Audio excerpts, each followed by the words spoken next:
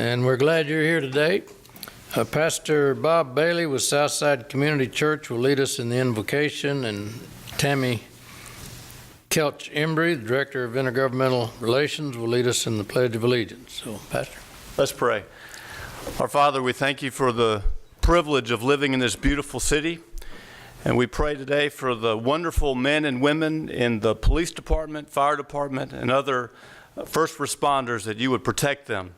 We also thank you for the brave men and women of the United States military and pray for their safety today, whether they're in training or deployed, that you would keep them safe and keep their families strong. We thank you for our new city manager and pray for him and his family as they settle into Corpus Christi. We know that change is painful for families, and so we pray for them as they settle into a new home and new community, new schools, new friends, that they would learn to love Corpus Christi soon. And Father, we thank you for our mayor and city council members, and we ask that you would bless them today as they deliberate on many important issues. We pray all this in Jesus' name. Amen. Amen.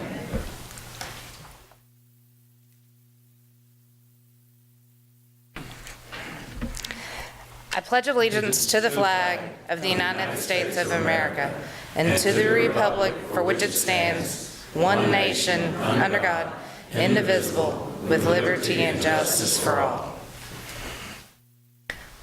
Honor the Texas flag. I pledge allegiance to thee, Texas, one state, under God, one and indivisible. Well, thank you both very much. Ms. Huerta, would you call the roll? Mayor Joe McComb. Here. Council members Roland Barrera. Here. Rudy Garza. Here. Paulette Guajardo. Gil Hernandez. Here. Michael Hunter. Here. Ben Molina. Present. Everett Roy. Present. Greg Smith. Here. City Manager Peter Zanoni. Here. City Attorney Miles Risley. Here. Mayor and Council, a quorum of the council and the required charter officers are present to conduct the meeting. All right, we have got a proclamation, we got a commendation, and we got a swearing in. So we're touching all the bases today. So if you're here for the Women's Equality Day, come down and join me here. And then if you're with the National Little League Major Division Corpus Christi baseball team, be ready. You're about to get up to the plate and bat here in just a minute.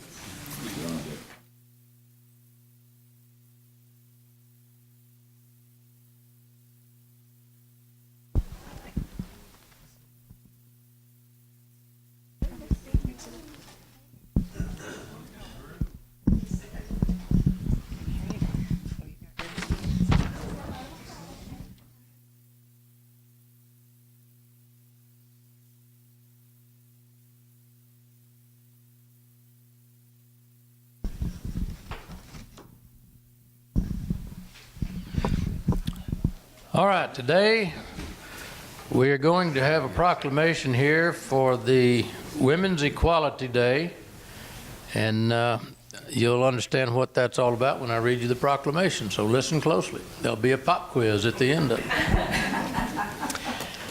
Whereas Carrie Chapman Catt founded the League of Women Voters, a nonpartisan organization 99 years ago in 1920, during the convention of the National American Women's Suffrage Association. The convention was held just 6 months before the 19th Amendment of the United States Constitution was ratified, giving women the right to vote after a struggle lasting 7 decades. In 1945, the Corpus Christi League of Women Voters was formed by Dorothy Green, serving as its first president.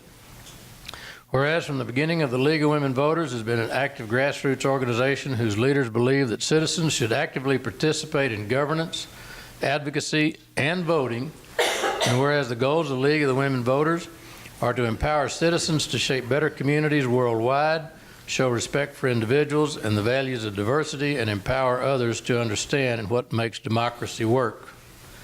And whereas the League of Women Voters acts with trust, integrity, professionalism, operates in an open and effective manner to educate the public through voters' guides and candidate forums, takes the initiative to engage voters to defend democracy and acknowledge the League's heritage at every opportunity. And whereas for 74 years, the League of Women Voters, Corpus Christi area, has built citizen participation in the democratic process by engaging communities, promoting positive solutions to public policy issues through education and advocacy, and studying community and state issues. Now therefore, pursuant to the powers vested in me as the mayor of the city of Corpus Christi, I do hereby proclaim August 26, 2019 as Women's Equality Day in honor of the League of Women Voters of Corpus Christi and the 99th anniversary of the women's right to vote. In Corpus Christi, and call upon all citizens, men and women, to observe this anniversary in appropriate programs, ceremonies, and activities that honor women's history with their extraordinary contributions and accomplishments. You've done great work over the last 99 years, and I'm sure for the next 99 you'll continue to do it. So who's going to be the spokesperson? Everybody's got a sash on, so I'm not picking winners and losers on this deal. You're the all right. Spokesperson, thank you. I want to thank you, Mr. Mayor, and thank your City Council for your acknowledgement of this very important event. I would like to first of all say we've got our immediate president, our current president is with us, and we have 4 past league presidents here today. So the league has been around and have been a supportive thing. We are inviting all of you to join us. I don't know who I should talk to, but on the, all right, I've got the choir behind me. They know about this. On August 22nd, we're going to have a big event, and we're going to be celebrating the 99th year anniversary. Plus, one of our members is going to be celebrating her 103rd birthday. And it's quite an event. Joyce Jarman is her name, so we're all looking forward to singing happy birthday to her at that event. And I want to invite all of you to stay involved with our events as we plan for the 100th year celebration that is coming up next year. And we're going to have events starting as early as fall of this year with a workshop for people who are potential 2020 candidates, letting them know what's involved with running for office, what are some of the ins and outs so they can be prepared. I don't think I've got anything else today except this is our 2020 chair, Sandra Heatherly. I want to acknowledge her because she'll be here next year talking to us. So thank you all, and thank you for participating in vote. Thank you. There may be a few potential candidates behind you. I'm not real sure, but. We'll get a picture. Can you get us all? I don't want to cover anybody. That's good. Yeah. Good. Okay. 1, 2. Thank you for the reminder. Thank you. Appreciate all the work you made to do. Wait, hey, Sue, turn around real quick. Peggy's getting one. I'm going to hold up the proclamation. Where'd it go? There it is. You're the choir. She's in peanut gallery.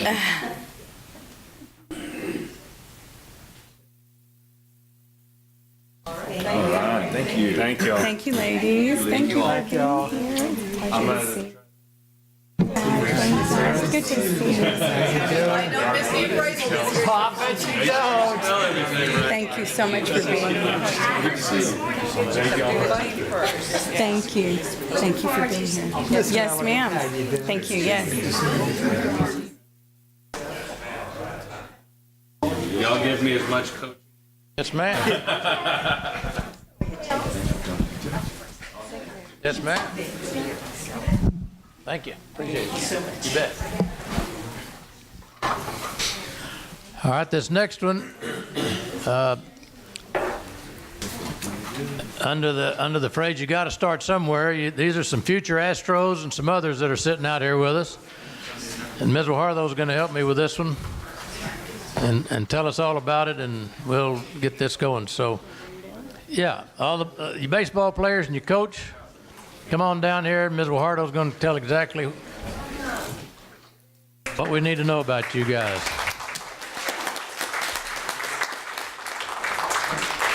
Let me take off this because we're going to hand it to him. Okay. I'll put this one over here. Okay.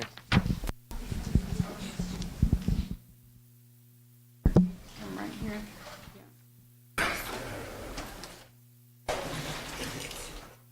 Okay.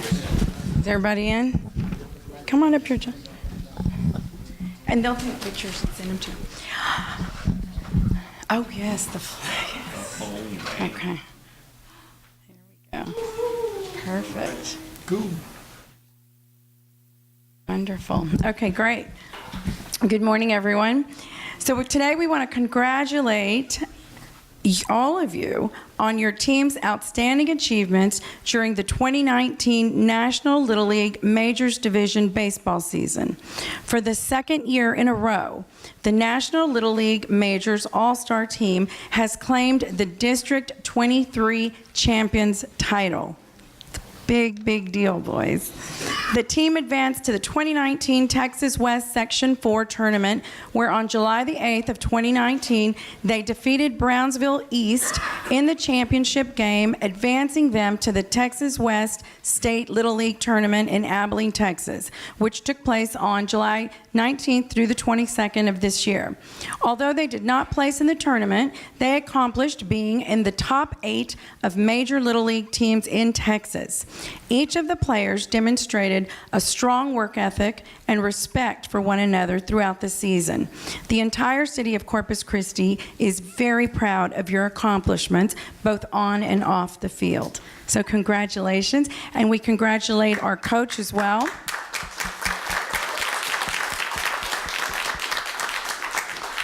And I'd just like to add, again, congratulations to the coaches, but I'd also like to add and point out that Coach Trevino, if you'll wave your hand, he's consecutively led 2 teams to this district level. And so my son plays baseball, and as many of yours may, but we're very proud of that because it's the leadership that takes us there, and it's an example for all of our boys to see. So thank you, Coach, for the work you do, and Josh, you as well. Thank you. So we're going to go ahead and give out your certificates now. If you'll just come forward when the mayor calls your name. Landon Trevino.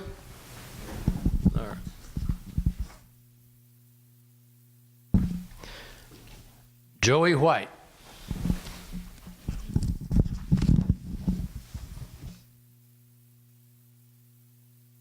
Landon Anthony. Oh, man, you're right here. Ruben Matthew Leal. Don't these guys look like future Astros players to you? Antonio Diaz.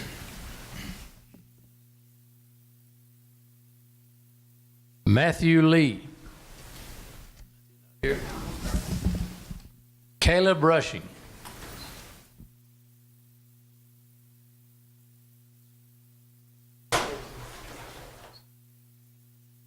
Isaiah Cerda.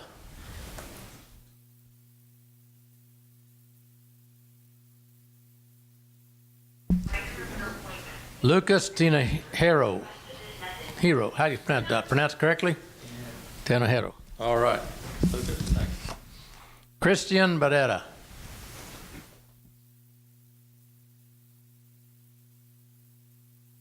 Jerome Sandoval.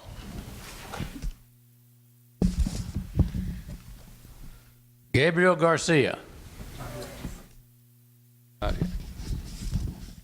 Grayson Carr. All right. Manager James Trevino. And Coach James Carr. Right here. And Coach Joshua Sandoval. Thank you. Let's give them a hand. They've done a great job.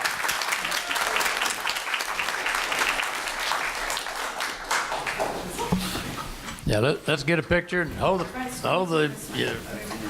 If you can put your proclamation in front of the flag there, we'll get everybody. Yeah.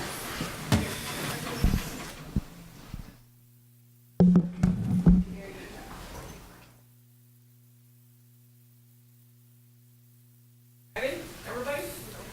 Okay, 1, 2, 3, smile, open your eyes. Oh my God. Yeah. Surprise. The paparazzi. Yeah, please. In camera. All right. and sturdy in it and everything.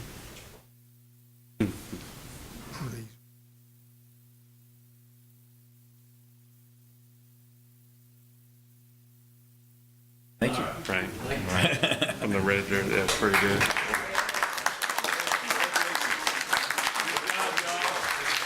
Congratulations, great job, guys. Congratulations, good job.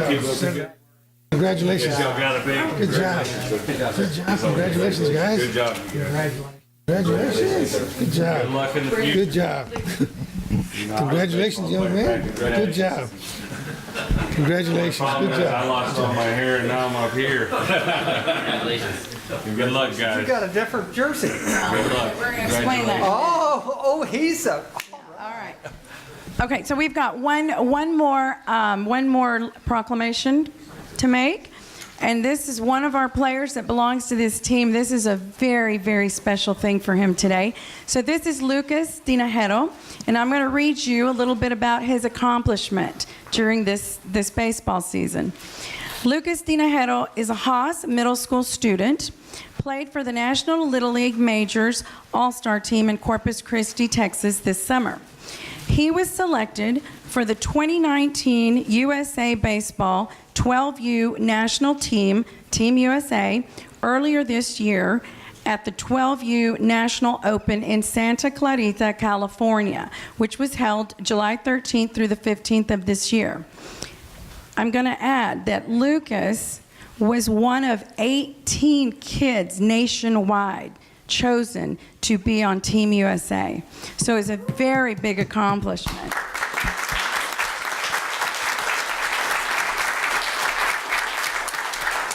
So Team USA ended the tournament with a 6-2 overall record with 4 shutouts.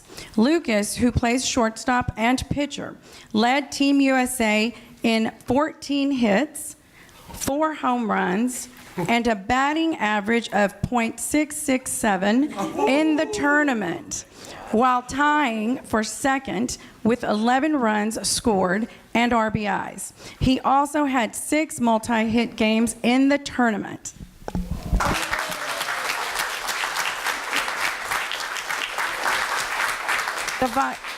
The vital role that he has played in the success of Team USA is extremely noteworthy. And we, as the city of Corpus Christi, Lucas, we are so proud of you. So proud that you not only represent the country, but you went and represented Corpus Christi. So congratulations.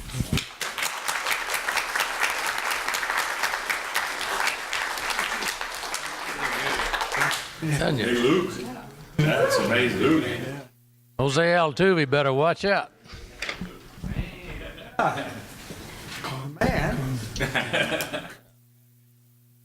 Yeah. Yeah, now, before it gets... Well, Carlos Correa went out of the game last night hurt. We may have to call this guy up quick. Okay, now, if you have been appointed, do I have a list of those? Yes, I do. I'd like to call the following people up who have committed their time and energy to serve in the community on a board or commission. And they do this because they want to be involved in the community, not because of the pay. And I'd ask them to come up so we can get them sworn in. Cody Gregg with the Mayor's Fitness Council. Sarita Porter, the Mayor's Fitness Council. Diana Summers, Corpus Christi B Corporation, and Corpus Christi Job and Development Corporation. Just one today? You got the spotlight. Yeah. The man.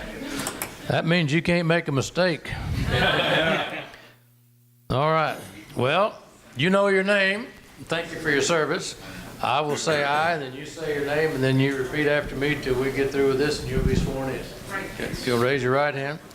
I, your name, Cody Gregg, do solemnly swear that I will faithfully execute the duties of a member of the board to which I have been appointed and upon which I am about to enter, and will to the best of my ability preserve, protect, and defend the Constitution and laws of the United States and of this state and of this city, so help me God. You have been sworn in, so thank you very much, and we appreciate it.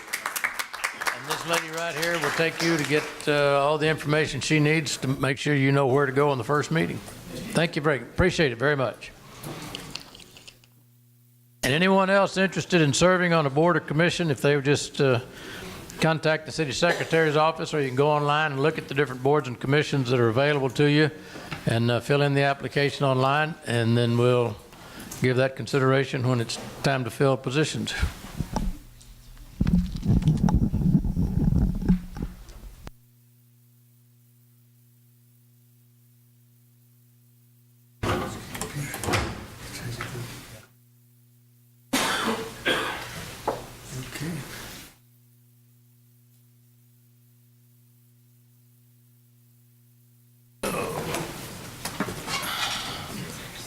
He's got a...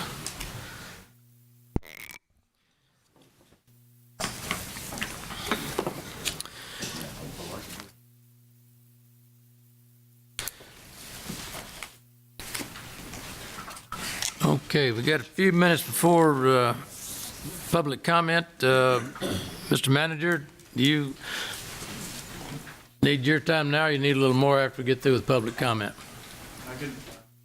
I can use the time now if you'd like. Okay. Okay. It'd be the city manager's item F on the agenda. Okay, great. Thank you, Mayor and members of the council. I'm going to begin today with talking a little bit about development services. I know we have a few developers in the audience today, and so this is an important topic, but one of the key priorities that I have had since being appointed as city manager is to improve the development services department. And yesterday, I sent a memo to you, Mayor, and the council, as well as to 40 stakeholders in the development community that outline some changes in the development services department. And it was great to announce 2 new members of the DSD leadership team and to speak of performing an organizational and service delivery strengths and weaknesses assessment. So regarding new leadership, I'm very pleased to announce that I've appointed a new director and an assistant director for that department. Al Raymond will start as the Director of Development Services on September 16th, so a few weeks from today, but September 16th. Al has over 36 years of experience in development services. The first part of his professional career was spent in the private sector, working with several architectural firms and several engineering firms. Al joined the public sector in 2000, so about 19 years ago, and worked for several public organizations, including the City of San Antonio. He started his DSD work there, and in helping to redevelop the former Kelly Air Force Base known as the Port Authority of San Antonio. Al has worked on the West Coast as well recently, in the city of Vista, California, and then Tacoma, Washington. And most recently, he is in Houston, where he'll be coming from, and he's serving there as Deputy Assistant Director. So a lot of experience. We had the opportunity to take him last week to meet several of the developers, the Bart Brazelton type developers, and he was tremendous to listen to in their conversation, and the representatives that were afforded to us by the Coastal Bend Builders Association enjoyed that conversation. So we look forward to some great leadership from him. In addition to him, we're appointing a new assistant director. This person's name is Michael Dice. He will start this coming Monday, and he has 13 years of local government experience in the city of San Antonio, and he spent 10 years in development services there, serving in several leadership capacities. Just a reminder, San Antonio's Development Services Department has the highest international accreditation services rating. It's known as the IAS rating. It has the highest in the state. And it's often been described by that organization as a model development services department. And so both Michael Dice and Al have served there, and they'll bring that experience here to our city. The department in San Antonio was also the first in Texas to receive the highest building code effectiveness classification rating, both in residential and in commercial building. We want to thank Nina Nixon Mendez for her work in DSD over the past a year or so, and Nina will continue to be a part of the leadership team. I had a good conversation with her recently. I have some ideas about what she will do, but Al ultimately will decide, and so we look forward to, and we thank Nina for the work that she's done and for continuing to be a part of the team. She's a great team member. Let's just talk a few minutes on back to school. I guess all the kids left, but several of our districts will begin our school programming this Monday and soon thereafter. And because of that, though, we do want to remind you of several back to school events, as well as being mindful of pedestrian safety. And so this Saturday, the 24th of August, from 9 to 12, the 78415 Community Youth Development Program, that's their name, will be hosting a free back-to-school bash event. That 78415 zip code is primarily in City Council District 3. Their event will be held at the Corpus Christi Gym on Cabotus Parkway. There'll be plenty of fun activities to enjoy, and there'll be an opportunity for residents to learn about the 78415 CYD program. There's plenty of free services by this program through the year, not just when we go back to school. They will be there again through this Saturday from 9 to 12. The CYD program enhances the positive development of youth, paying special attention to empowering youth by teaching them leadership skills, providing academic support, and athletic recreation and mentoring. So it's a good nonprofit helping us here in Corpus Christi. Also this Saturday, our own Nueces County and City Public Health District, our city department, will host its annual back-to-school clinic for children 4 through 18. The clinic will be held at 1702 Horn Road from 9 to 1.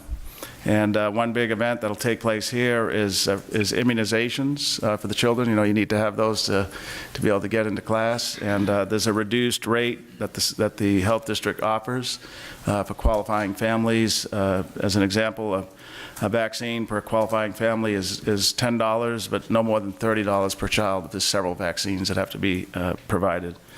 And no appointment is required to receive the vaccine, so we encourage those that have to get all their shots up to speed to go to this event this Saturday. It's a cost savings event for them, and that's from the hours of 9 to 1. And finally, on back-to-school events, I will be personally attending the Texas Roundup and Tailgate event at Ray High School tomorrow night with my family. I know the pastor made some comments, and I appreciate those and prayers for us. That event takes place tomorrow night at Ray High School from 4 to 8 p.m. And I've heard we had some Ray graduates here in the council chambers. Is that true, or Mayor? Amen. Right. But my middle boy, Anello, is really looking forward to being a junior this year at Ray High School. He's excited about their IB program, and probably more excited about having the opportunity to be part of their basketball team under Coach Robert Dodd. So, if any of you want to check out the Texan Roundup and Tailgate, that's tomorrow night from 4 to 8. And then finally, just a quick reminder on pedestrian safety. As our kids head back to school, we want to be mindful of them on our sidewalks and roadways. Not all of them are driving or in a bus, so many of the children will be on bikes or walking to school. So we want to remind the driving public to be mindful of school zones and speeds, especially if there's a flashing school zone. The typical speed through a school zone is 20 miles an hour or less, and reducing speed can improve pedestrian safety and reduce injury and fatality. These types of traffic safety issues need to be in the forefront for all of us, not just during school times. Recently, Councilman Molina and I spoke about an initiative that is national and international, which is called Vision Zero. And we want to become a Vision Zero city. Councilman Molina has accepted the challenge to help lead this from the city council perspective. Vision Zero's goal is to eliminate traffic-related deaths and severe injuries while increasing safety and equitable mobility for all. So it's a movement of sorts that has started several years ago. There's about 30 cities in America that have endorsed the Vision Zero programming. It's an awareness-type campaign. In Texas, after we join, we'll be joining Austin, San Antonio, and Laredo, or Houston, I should say. So we look forward to becoming a part of this Vision Zero initiative. The goal is to essentially reduce pedestrian injury and fatalities, and the belief is that all accidents are preventable, and that even one death is too many. And so that's the Vision Zero initiative, and we'll have more about that through myself and Councilman Molina. And finally, to close out, Mayor, just a quick update on the budget development process. We're close to nearing our 5 community hearings on the budget. We held the fourth one last night. And Flower Bluff, we had very strong attendance there last night. A great community. It was great to be down there. We have been receiving positive feedback from the community at each one of these 4 events. I want to thank the community for being there and being engaged, and thank the staff and the council for their hard work and dedication. Especially thank the mayor and the city council members for going to several of these. It was much to my surprise, but a true testament to the quality of the city council that we have today, that you're attending several, if not all of these. And so I applaud that. I have been doing it, but I want to say it again today and mention it, that it truly demonstrates that you all, mayor and city council, are actively engaged and with our residents, and that you want this city to be a great city and to make it flourish. So thank you for that. And then our final meeting is tomorrow night in District 5, hosted by Councilman Hernandez. That'll be from 6 to 7 at the Garcia Library at Brockhampton Street. And so we had a strong turnout last night. Councilman Hernandez, your colleague, said you have to beat that number, and I think it was 50 some odd people there. But we look forward to being there tomorrow night, and we'll do, actually Thursday night, and we'll do a complete wrap-up for the City Council and all the comments that were made after this Thursday. So that concludes my remarks this morning, Mayor. All right, well, thank you, and especially thank you for moving forward on the development services. That was one of our goals, is to try to make that customer friendly, and that we're taking some giant steps there. Thank you. Entertain a motion on the minutes from the regular meeting on August the 13th. So moved. And the workshop on August 8th. That included, your motion included both, right? Yes, sir. That's what I thought. Is there a second? Any discussion, corrections, additions, deletions, modifications? Hearing none, all in favor say aye. Aye. All opposed? All right, we'll come to the public comment period. It's a few minutes after 12 o'clock. Mr. Risley and Ms. Huerta, you want to give us the guidelines on this? Citizens are authorized and encouraged to present their views to the council on agenda action items or during the petitions part on non-agenda city-related matters. However, such should be done in a factual, precise presentation, and questions of council or staff are inappropriate. Loud, boisterous, profane, or obscene language or behavior is not allowed. Good afternoon. I'm City Secretary Rebecca Huerta, and I'll be conducting the public comment period today. I'd like to remind everyone that a recording is made of the meeting. Please speak into the microphone located at the podium and state your name and address. If you choose to speak during this public comment period regarding an item on the agenda, you may do so. You will not be allowed to speak again, however, when the council is considering the item. Citizen comments are limited to 3 minutes. On the podium, you'll see a timer underneath the base of the microphone. It will let you know exactly how much time you have left to speak. Once the time is up, a buzzer will go off, and then you can conclude your comments. If you have a petition or any information pertaining to your subject, please present it to the City Secretary. And with that, we'll start public comment. The first person on the list is Errol Summerlin.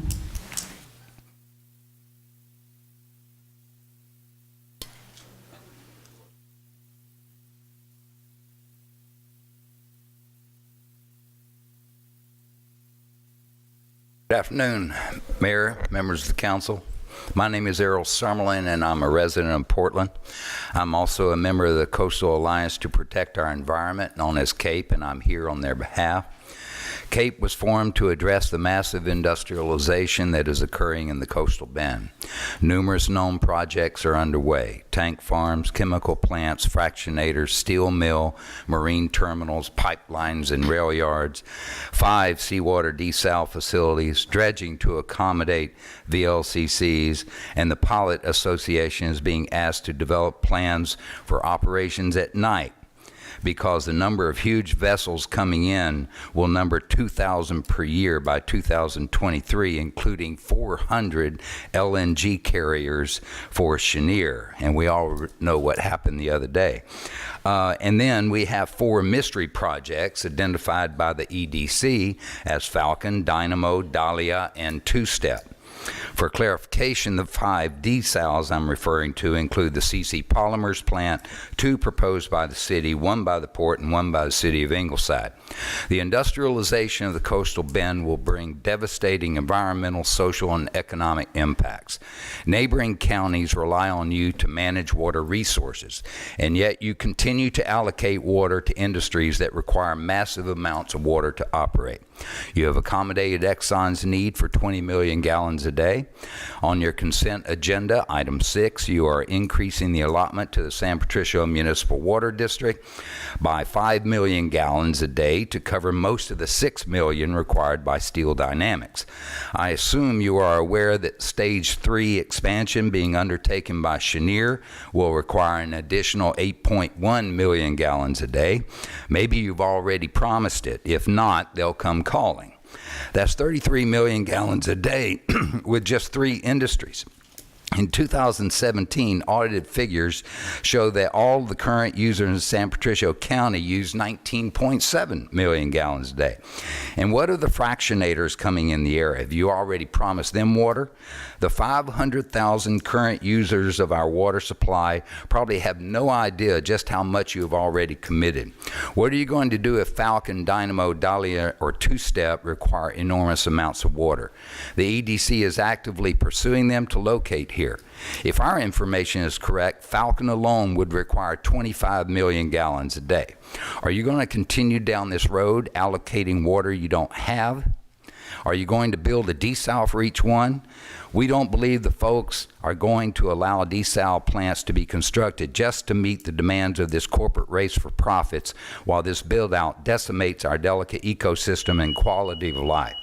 In the end, it is a bad investment. You have to draw the line, and the time to do so is now. The coastal bend will not be a sacrifice zone. Thank you, Mr. Summerlin. Thank you. C.J. Johnson.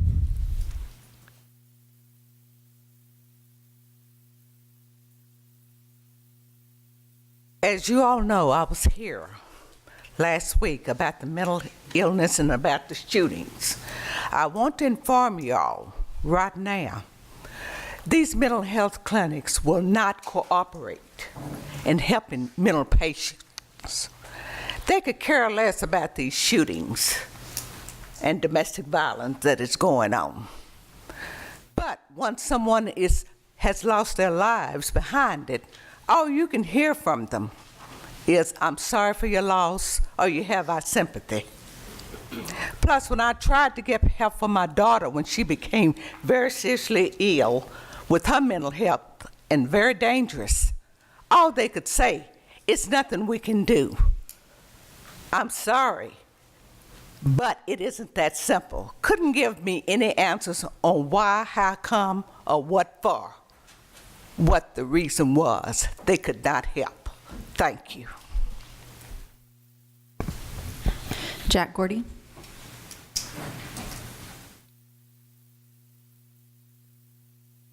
Yes, I'm Jack Gordy, and I live at 4118 Bray Drive. And I'm here for the same thing. I've been coming quite often.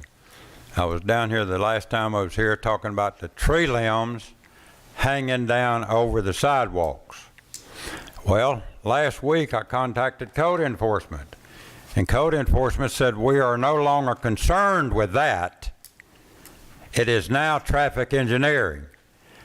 And to me, that is a little stupid answer. And the reason I say that, because tree limbs over the sidewalk has nothing to do with the traffic. And if it doesn't have anything to do with the traffic engineering says they're not concerned with it. He just mentioned something about kids going to school, students going to school. Well, there's all kinds of locations that the students cannot even walk on the sidewalk because of the tree limbs. There's places where the tree limbs are dragging the sidewalk. The whole sidewalk and the whole area is blocked. They have to walk out into the middle of the street, to get around it. This city council should do what you were elected to do and make sure that the city does what they're supposed to do. Those block sidewalks are violating the Federal American Disability Act, the State Disability Act, and violating the city ordinance. Nobody's concerned about it. Now they say we don't, like code enforcement. Oh, we're not concerned with that anymore.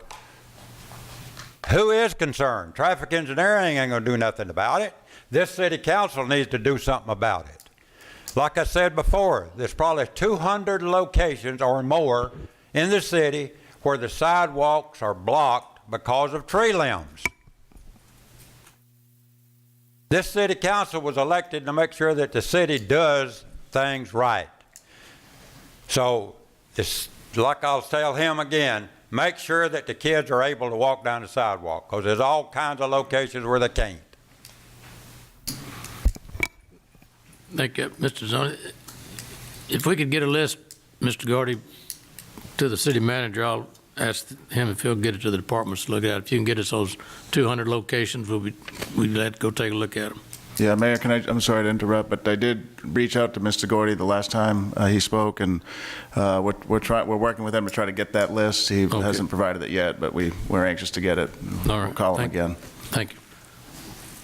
Wendy Herman.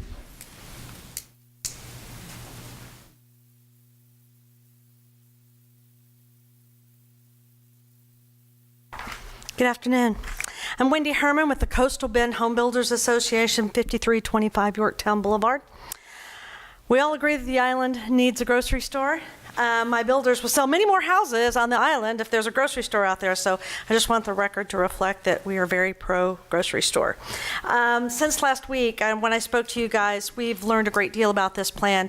For instance, that the developer did not originally ask for the 24-inch sewer line that is going to be installed. This project really doesn't require that. His original request was for a 4-inch line that would be tied into nearby sewers.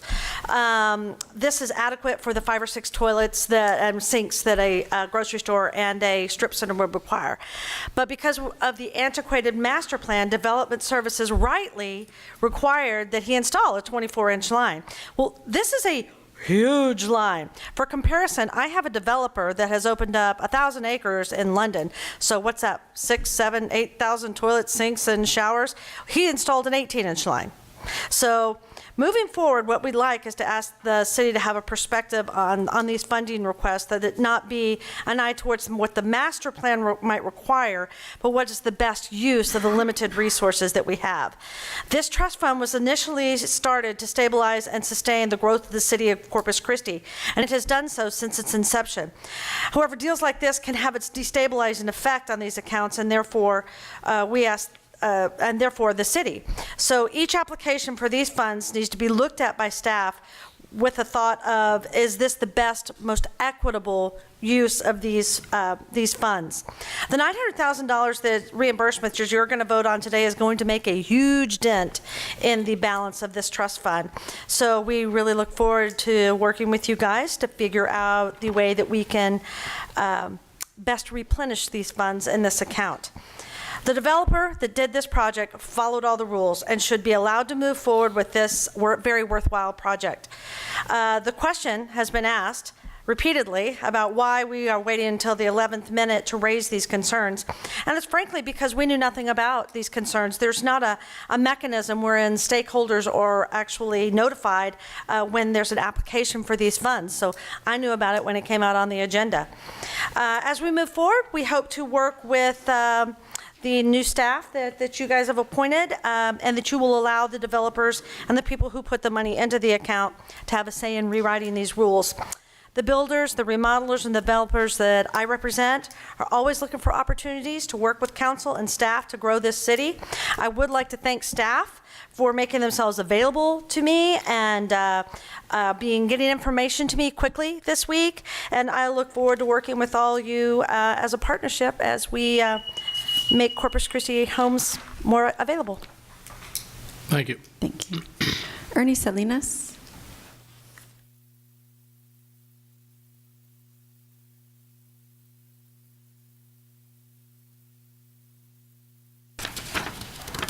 Mr. Mayor, Council, my name's Ernie Salinas at 6066 South Alameda Street. I'm here again to express our concerns as far as the neighborhood, as far as the changes done to Carson Street in Alameda. I don't know if any of you guys even drive that direction, but if you did, you'd understand the importance of the street. I gathered over 100 signatures of the neighborhood that opposed this change that was done. And the reason we opposed it was we weren't even notified of the change that was happening till the 2 days it took to do it. That's how quick it went, and that's phenomenal. City ordinance, which I brought up again, 4912 clearly states the procedures on how to do street changes. None of them were followed. Notification of changes made to residents in a 450-foot radius of the changes to be notified of the residents. It didn't happen. Complete agreements between the owners on that street didn't happen. There's only 2 people that live on that street, and one signed it, or one pushed for it with my councilman and got it done. One person, I have over 100 signatures. I don't understand how that works. So what we're talking is, if we're not following city ordinance, again, we have to follow city ordinance. It's not just a rule that y'all make to break. It's a rule to be followed. And why it wasn't followed, we're concerned. I mean, somebody's freewheeling, and you can't freewheel. We have people that it bothers, and it concerns them because over 100 people, one person. So we need to find out what's really going on. And Peter, I left a message with you yesterday. I don't know if you got it or not. Okay, but I have some stuff for you, that way you can take a look at and hopefully get a handle on it. So council, please reconsider everything. If you haven't drove that direction, you need to drive that direction just to see what's going on. It's a Camelot. The guy has a Camelot. So thank you. Okay, if you look at that, kind of keep us up informed on what you find out. If we didn't follow proper procedure, that is a major problem. Okay, I'll look into it. All right, thanks. Okay, the last person on the list is Margaret Fratila.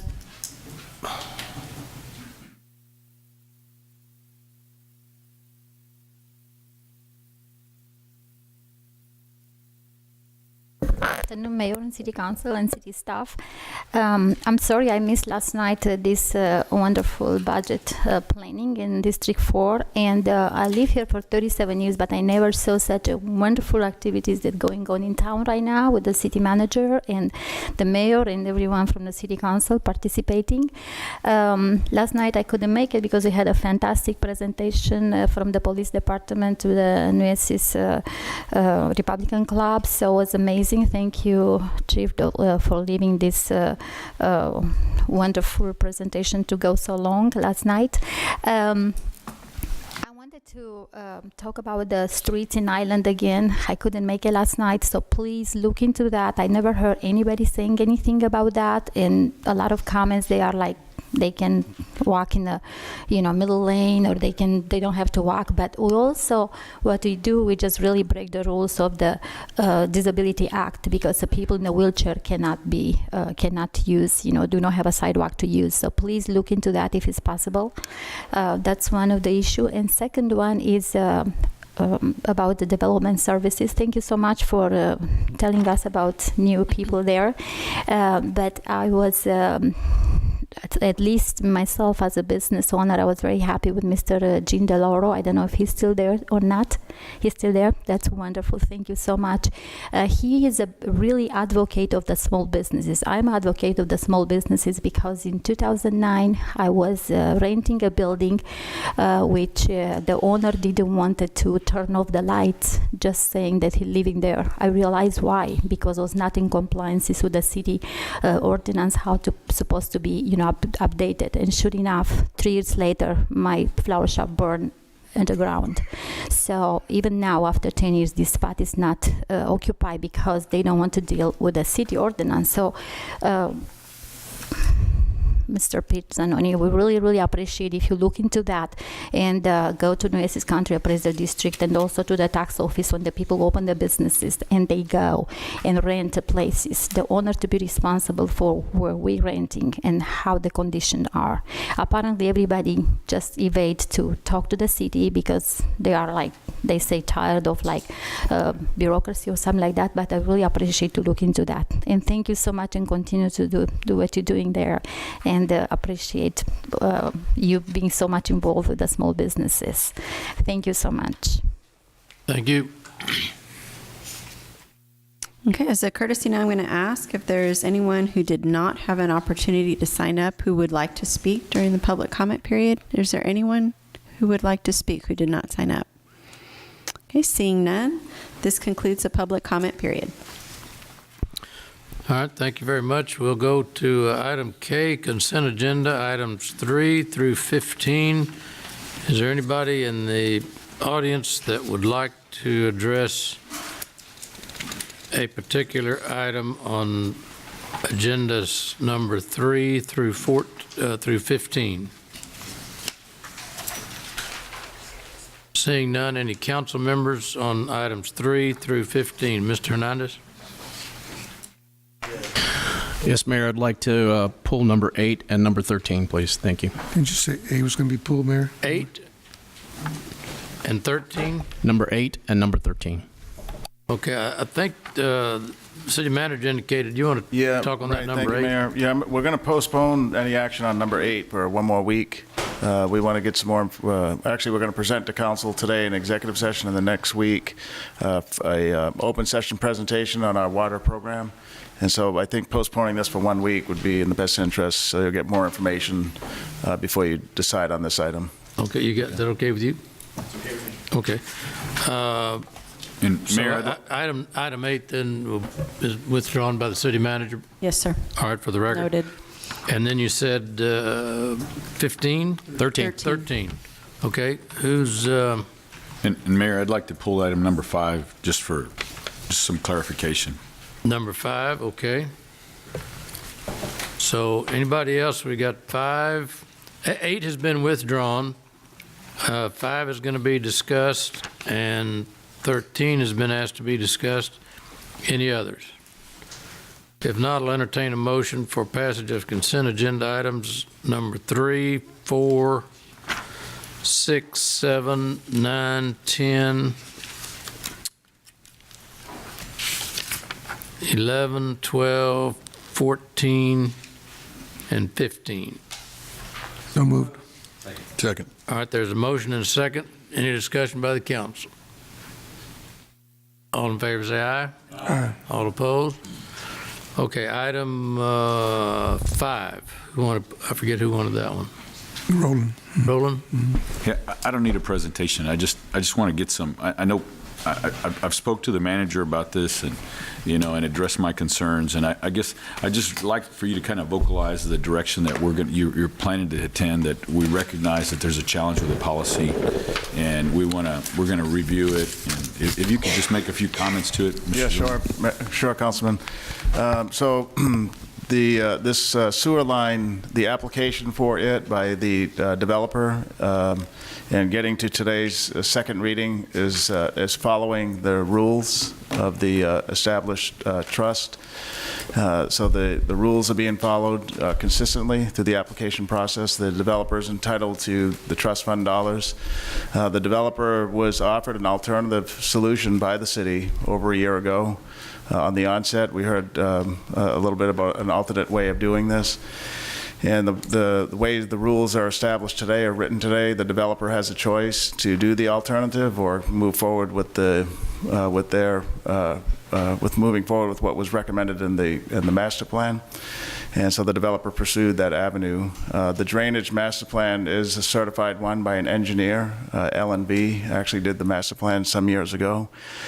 So number one, the developer is following the rules. What's that? The wastewater master. The wastewater, I'm sorry. L&B, I'm sorry, the applicant is following the rules. The recommended fix, or the recommended sewer line, not only will service the IGA grocery store, but we want to point out that it will service further development along the island. So the 24-inch line is not just for the grocery store. It's for the grocery store and all the development that's going to happen below it.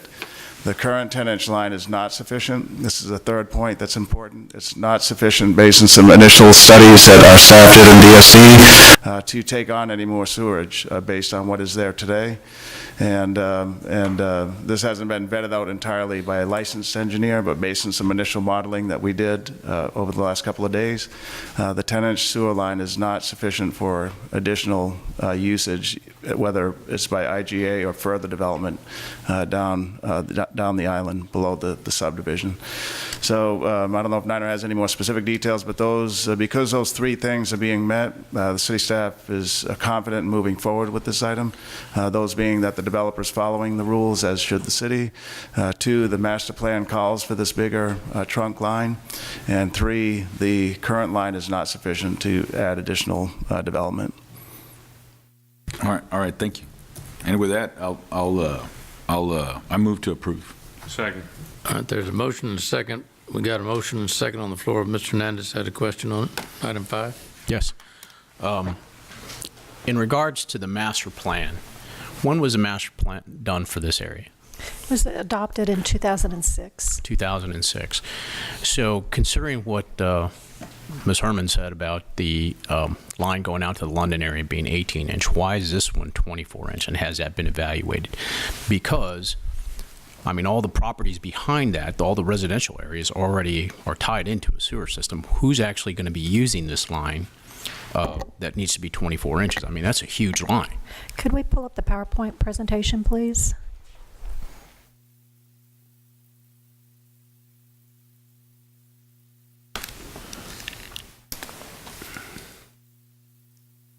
Okay, so this slide shows the area of the master plan where the 24-inch would serve. It's a little over 1,000 acres, and a large portion of this is unplatted. This is more specific detail of the area to be served. If you look at the 10-inch collection line and the shaded orange area, that's the area that is currently served by the 10-inch. But for the broader area, if we go back and look at the broader area, the 24-inch is necessary for that. And Gabe, is there anything you'd like to add to that? To answer your question, in London, London actually has an 18-inch and a 21-inch that feed into a 24-inch that goes into the lift station. So London does have a 24-inch that actually feeds into the lift station there.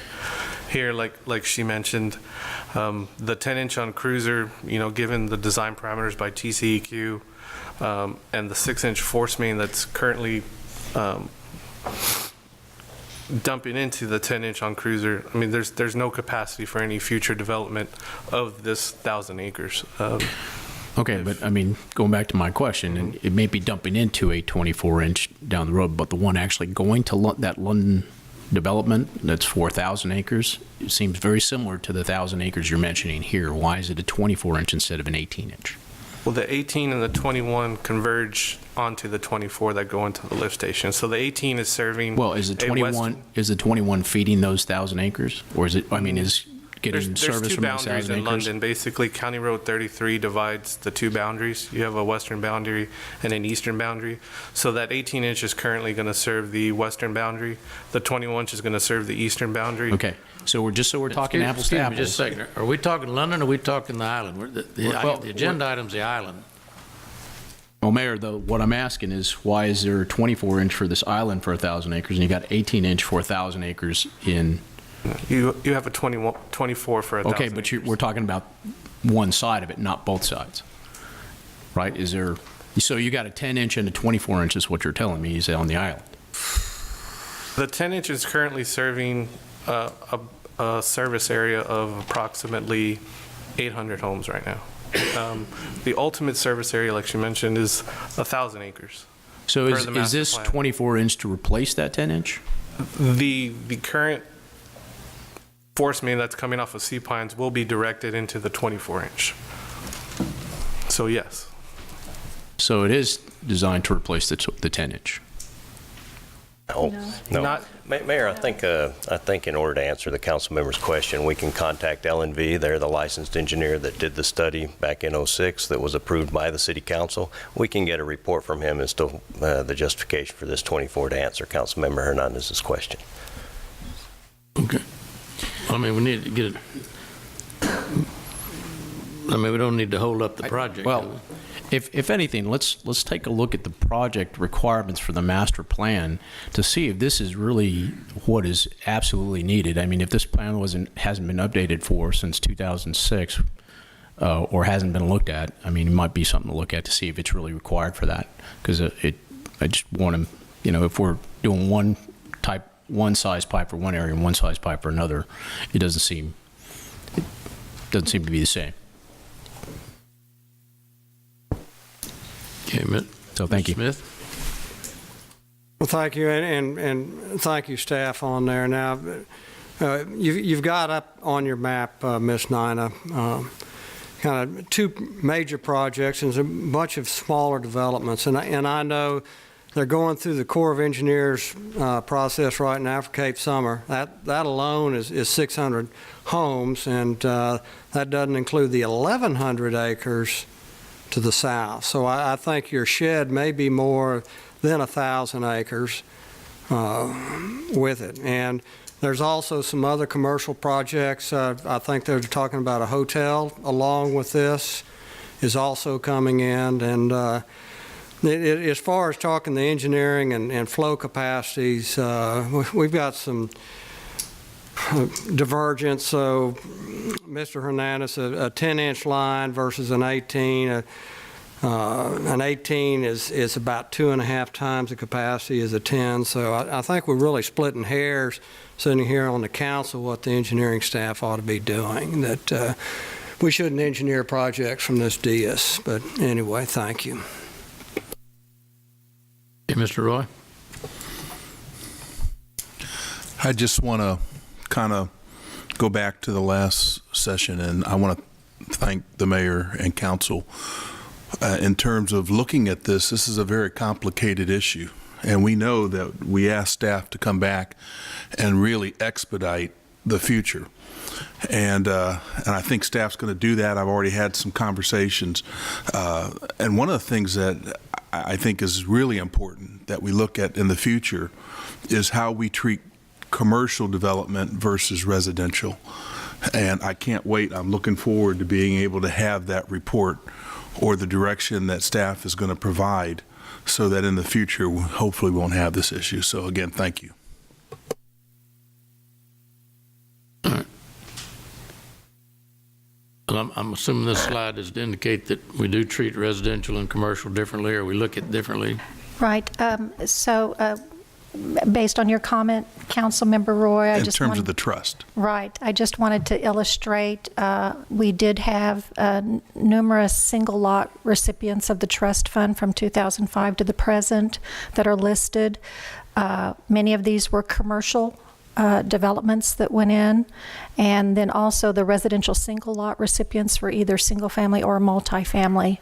What I'm really indicating is that I hope in the future that we can separate the two so that trust monies for residential expansion and subdivisions is separate than the commercial. I see. And that's where I'm going with that. Okay. And I think that, and that's one of the conversations I had. I think that's where we need to go, because I think it's two different animals. And again, but I'm waiting on staff's recommendation for that. Thank you. Are there any other comments? just to piggyback on that, on your study part of this thing, I'm not so sure that we haven't reached, or at least I think it ought to be part of your discussion. Because if I recall, when we first got, this council first got on, I don't know whether it was in 16 or whether it was after the 18 elections, there was Mr. Fred Brazelton and some that really had been involved in this trust fund business back in the early days, came forward and said, you know, the city couldn't provide them heads or tails of the trust fund. They couldn't account for the money and all this. And so there was a period of time there that the staff went through a pretty good seek and find information about the trust funds. And I think they finally got it all squared away. There's accounting of who was this and what, how much money was there. At least that's what they thought, because at some point nobody knew anything about it.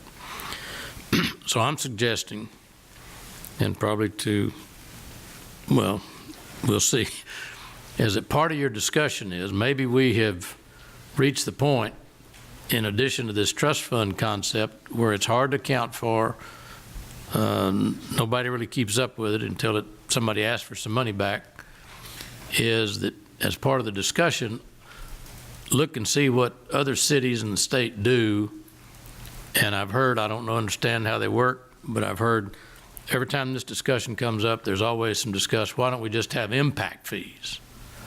So it could be we've reached that point in our history or our growth that seems to be a pretty easy process for a number of cities within the state. They just use impact fees, and they don't get into this trust fund and who's contributed and who didn't. Evidently impact fees, anybody wants to do something, they pay it. And then it goes to, I don't understand the concept or how it works, but that seems to be something that's pretty well accepted across the state other than here. Now, I may have stirred a hornet's nest in that discussion, but I think it's an option we ought to look at. So could that be part of your discussion when you're doing this trust fund review? Is that? Yes, we're going to include that as part of our best practice analysis, Mayor. Okay. Well, I think because every time somebody wants some money out of there, but if they're following the rules, it's hard to delay a project if somebody's following the rules. You may not like the rules, but if they're following them, then you got to pretty much honor it. So I think that's the case we've got here. There's been a motion and a second. Any more discussion on item number 5? Hearing none, all in favor say aye. Aye. All opposed? All right, item 5 passes. Then the other one is, we pulled 8. There was 1.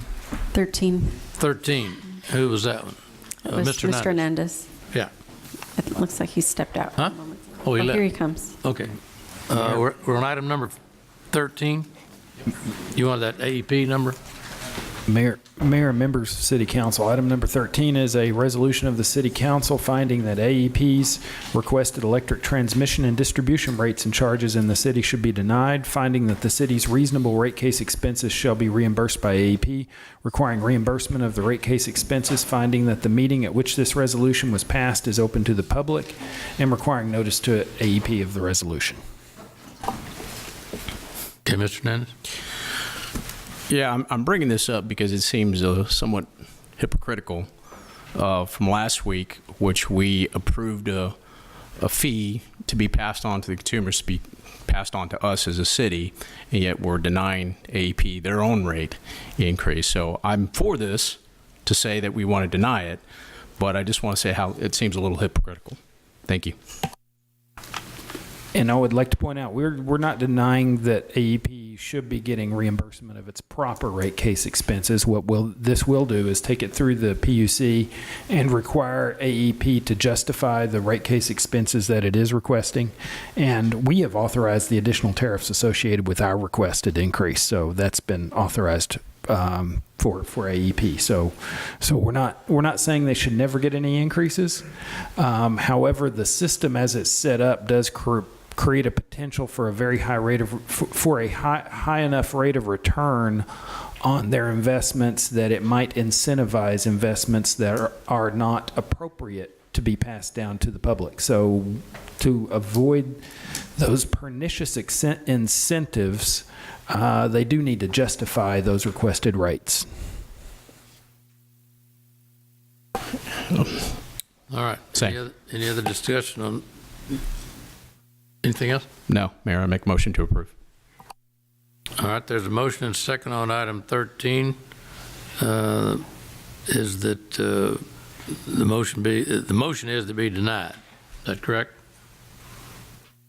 All right, any other discussion? All in favor say, huh?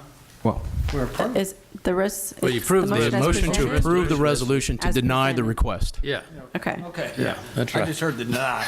I know, me too. Yeah. I just want to see if he was awake. All right. I am now. All right, there's a motion and a second to approve the motion that suggests denying them their rate without this process. Is that correct? All right, all in favor say aye. Aye. All opposed? Okay, that gets us through the consent agenda. Well, we're a little early on the lunch, so let's go to a zoning case. Well, let's see. Are either parties here for the zoning case, or is this a routine? Zoning case, you're here? Okay. Since you're here, which one are you? I'm the first one. All right. Item 16, we'll have the zoning case. And it's a public hearing on item 16, the zoning case number 0619-02, Texas State Roofing, rezoning property at or near 916 South Alameda. Good afternoon, Mayor and council members. Nina Nixon Mendez, Director of Development Services. The request is to rezone a property from the CG2 General Commercial District to the CG2 SP General Commercial District with Special Permit District. The purpose is to allow for the construction of a 120-foot tall small cell monopole. The UDC requires a special permit for monopoles greater than 85 feet tall. The applicant is Texas State Roofing Company. The property is located on the south side of Furman Avenue, east of South Alameda and west of South Staples Street. Adjacent land uses are multifamily residential to the west, commercial to the south, and there are commercial uses to the east and vacant lots to the north. The intended use is for the installation of a small cell monopole cell tower, and the site is 2,500 square feet in size, and the entire lot is platted. And again, the applicant is requesting the special permit for the tower. The subject property is zoned CG2, General Commercial District, and consists of vacant land and has remained undeveloped. The proposed rezoning is compatible with the neighboring properties and with the general character of the surrounding area. You can see the subject property is indicated in blue, and it is within the commercial districts along the commercial corridors. Planning Commission met on June 26th, and the unanimous recommendation is approval of the change of zoning from the CG2 General Commercial District to the CG2 General Commercial District with a special permit. There is a condition to provide an engineering drawing prepared, signed, and sealed by a Texas licensed professional engineer that the proposed cell tower will be able to withstand a sustained wind speed of 130 miles per hour, and this is per UDC, requiring this if the setback to the road is reduced. 16 public notices were mailed, 7 received in favor, and no opposition. I stand by for questions. All right, we'll open the public hearing. Is there anybody in the public that has any comments in favor of or in opposition to the application on item 16? Yes, ma'am?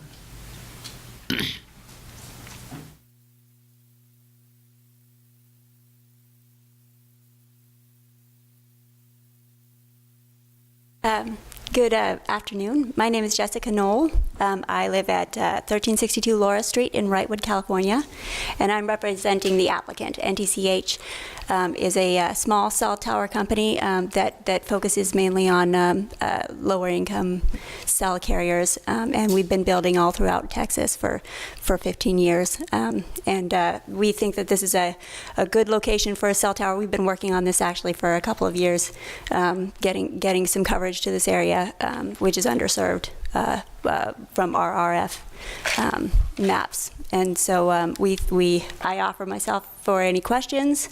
And I agree with the staff has been really helpful in getting this all together for us, and we really appreciate it. So I'm happy to answer any questions. All right, anyone have any questions, Art? So you're in support of it? Yes. All right. We'll make sure there wasn't any misunderstanding. Anyone else? Comments on item 16, in favor of or in opposition to? Thank you very much. You came all the way from California? Oh, my. I believe that's the longest somebody's come to apply for a public hearing that I've heard of for a long time. I hear anybody from the council have any comment on item 16? Move to approve. Second. There's a motion and a second to approve item 16. Any further discussion?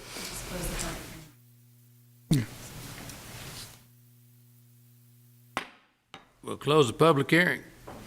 All in favor say aye. Aye. All opposed? Okay. Well, you can go back to California. Where'd she already go? There she is. You can go back to California with your bag full of approval. Okay, item 17, public hearing on zoning case number 051903, Sergio and Magalia? I don't know. I apologize for messing it up. Mendez. The request is to rezone a property from CN1 Neighborhood Commercial District to RS6 Single Family District, and the purpose is to allow for a single family home. And the applicant is Sergio and Magali Martinez, represented by Magali Caballero. This property is located on Highland Avenue at the intersection of Duncan Street.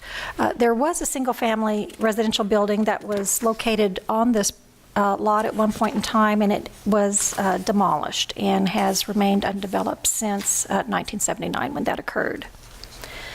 The proposed house will front Highlands Avenue with approximately 128 feet of street frontage along Highland.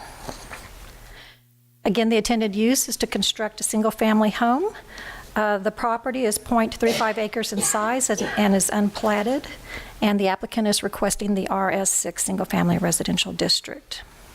On Highland between Duncan Street and Hibiscus, there are single-family homes along the frontage, and across the street to the west are single-family lots with a restaurant on the corner of Highland and Duncan. This slide shows the zoning pattern of the surrounding area, and the proposed RS6 zoning is compatible with the surrounding RS6 district to the north and east of said property. Planning Commission met on June 26th. The unanimous recommendation is approval of the change of zoning from CN1 Neighborhood Commercial District to RS6 Single Family 6 District. 48 public notices were mailed, 1 received in favor, none in opposition. I stand by for questions. All right, we'll open public hearing on item 17. Anyone here want to speak on item 17 in favor of or in opposition to, or just express an opinion? Seeing no response from the public, anybody on the council have any comments on item 17? All right, seeing none, I'll close the public hearing and entertain a motion. So moved. Motion and second on item 17. All in favor say aye. Aye. All opposed? All right. We're not quite ready for lunch yet. Let's, I hate for the high-priced EDC man to be sitting here. Let's have him. I know he wants to get to lunch. So let's move over to item 23. That's not a closed session, right? No, sir. This is a briefing, is it? I will make it a brief briefing, Your Honor. Okay. Item number 23, I think the newspaper articles and all the excitement of what's going on is a pretty good report of your organization, but I'll let you toot your own horn here for a minute. Yes, sir. For the record, Ian Vasey with the Economic Development Corporation. Expensive, but worth it. Let's see. Moving right along, you've seen a number of That's for closed session discussion. Yeah, oh yeah. Your Honor and council members, thanks for having us here. We do this on a regular basis. Unemployment rates hovering about 4%, 4.2%, which is still very good. We're talking about those terms of full employment. Year over year changes, we added about 800 jobs.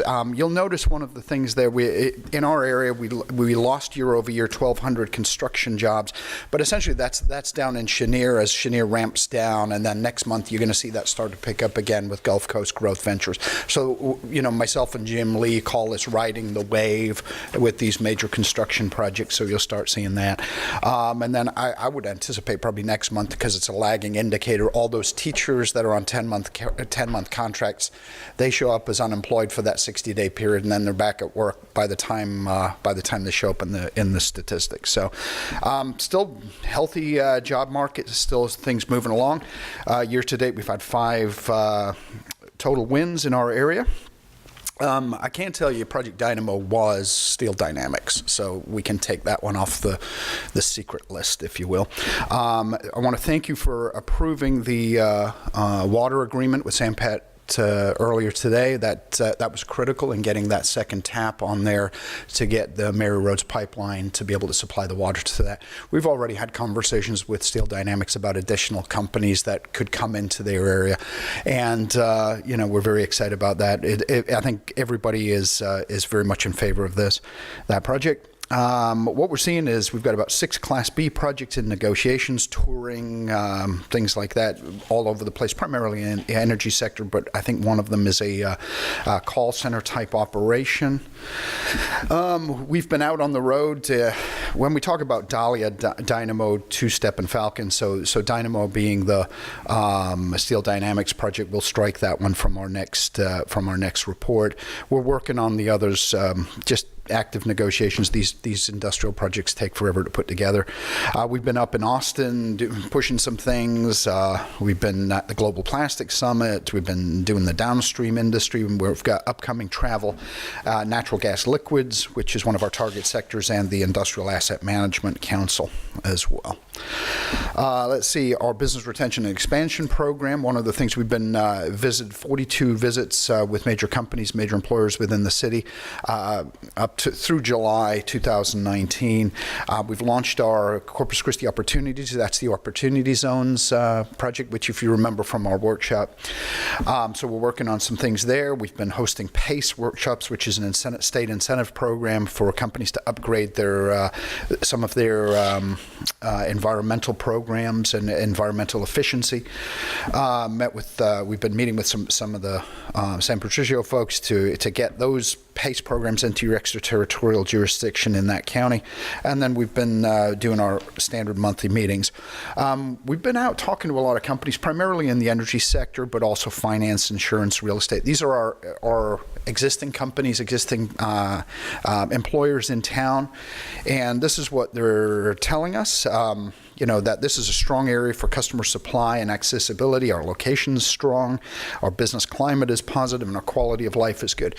The issues that we start to hear from those folks is employee retention and being able to recruit folks and availability. So trained workers are number one issue. And if you recall, we've been discussing this with the council on a number of occasions about using our Type A and B funds to build the Del Mar workforce training programs, the industrial engineering program at A&M Corpus Christi, your previous support for the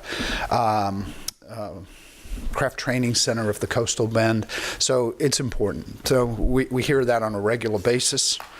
And let's see what we're working on. Our Opportunity Zones program. In fact, we had one of our staff on a conference call with the White House about those, the rules that are going to be implemented on that.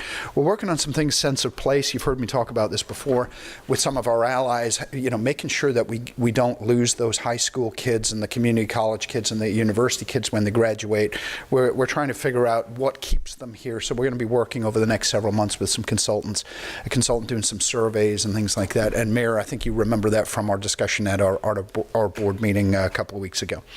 Let's see, we updated our community survey. We're going to be doing that again, just attitudes to growth, just so that when people talk about hyperbole being, nobody wants something to happen, we can actually quote details and accurate information with some kind of scientific basis and sampling. So anyway, at the risk of sounding like a shill to Bart Brazelton, we need to build more houses.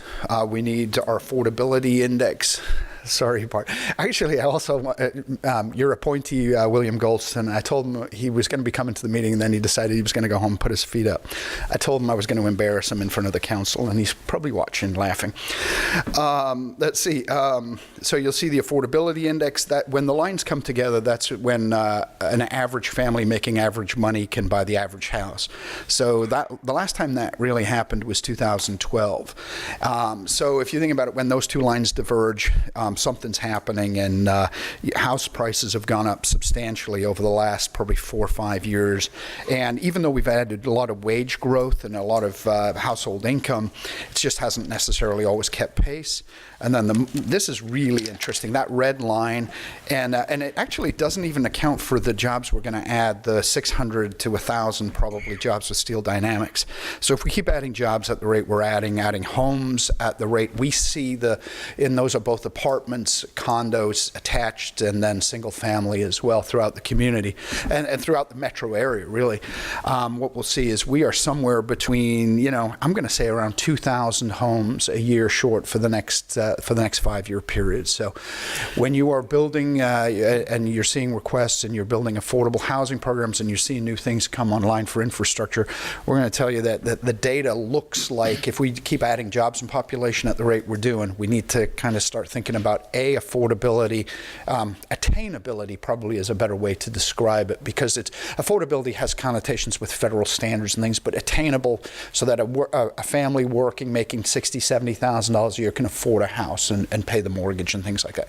And Everett's the expert on mortgages and what people qualify for, but we're going to tell you that it's starting to have a little bit of an effect, especially as we start seeing some of these new employers coming online. So with that, happy to answer any questions. We are up to no good as usual, and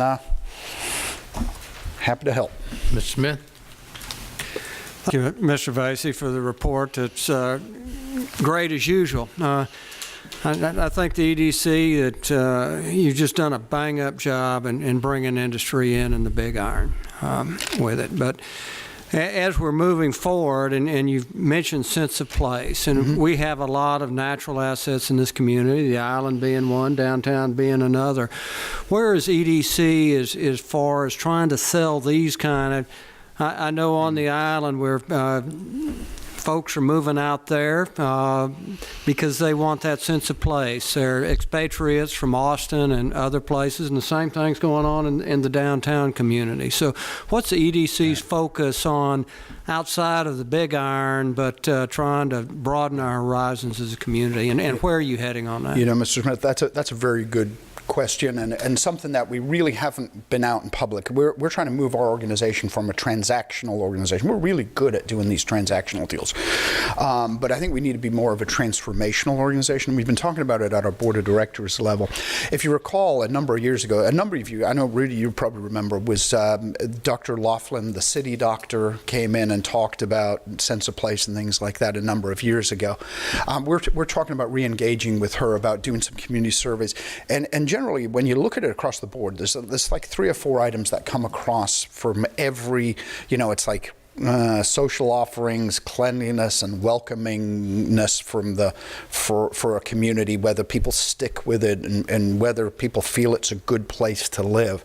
And so we're going to be working with her probably over the fall. We've got some proposals from her to come back and re-engage with us on that very topic and bring a number of folks together. I don't think it's just the EDC. I think it's the chamber. I think it's young business professionals. I think it's the city council. I think it's the county.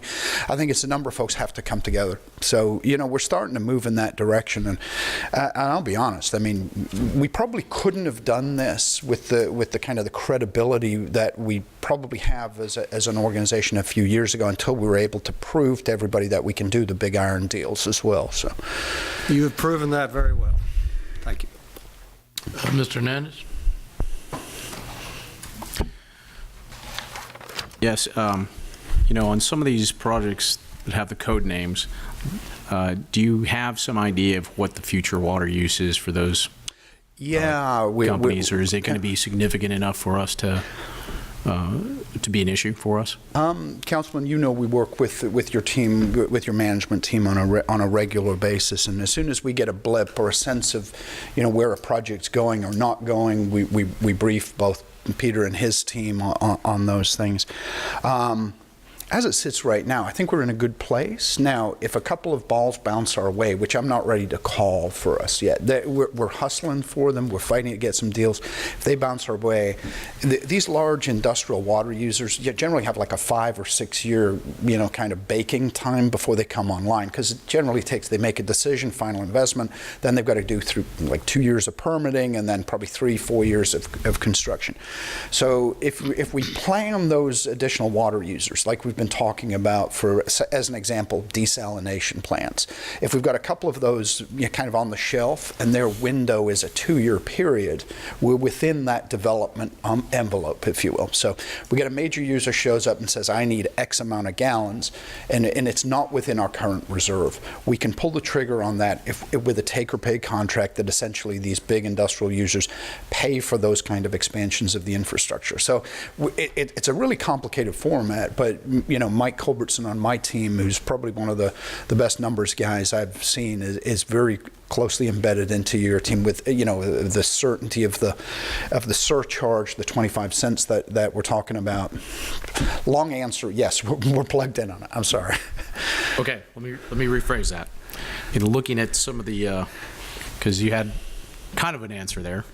But I'm just looking at, are you looking at companies that would require large water usages? Yes. Okay.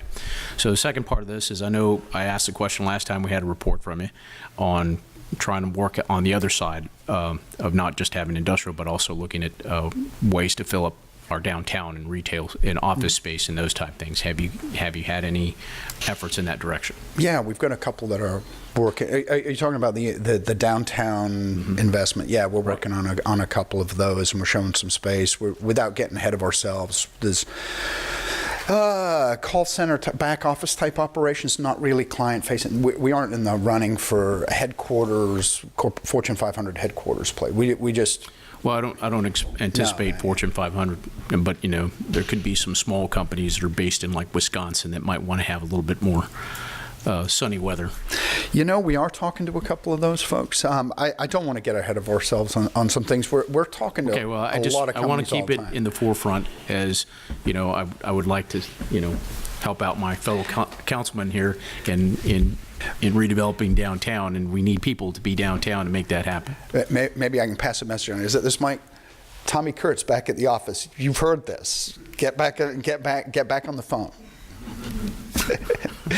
We are talking to a couple of companies right now, but I don't want to get ahead of ourselves on it.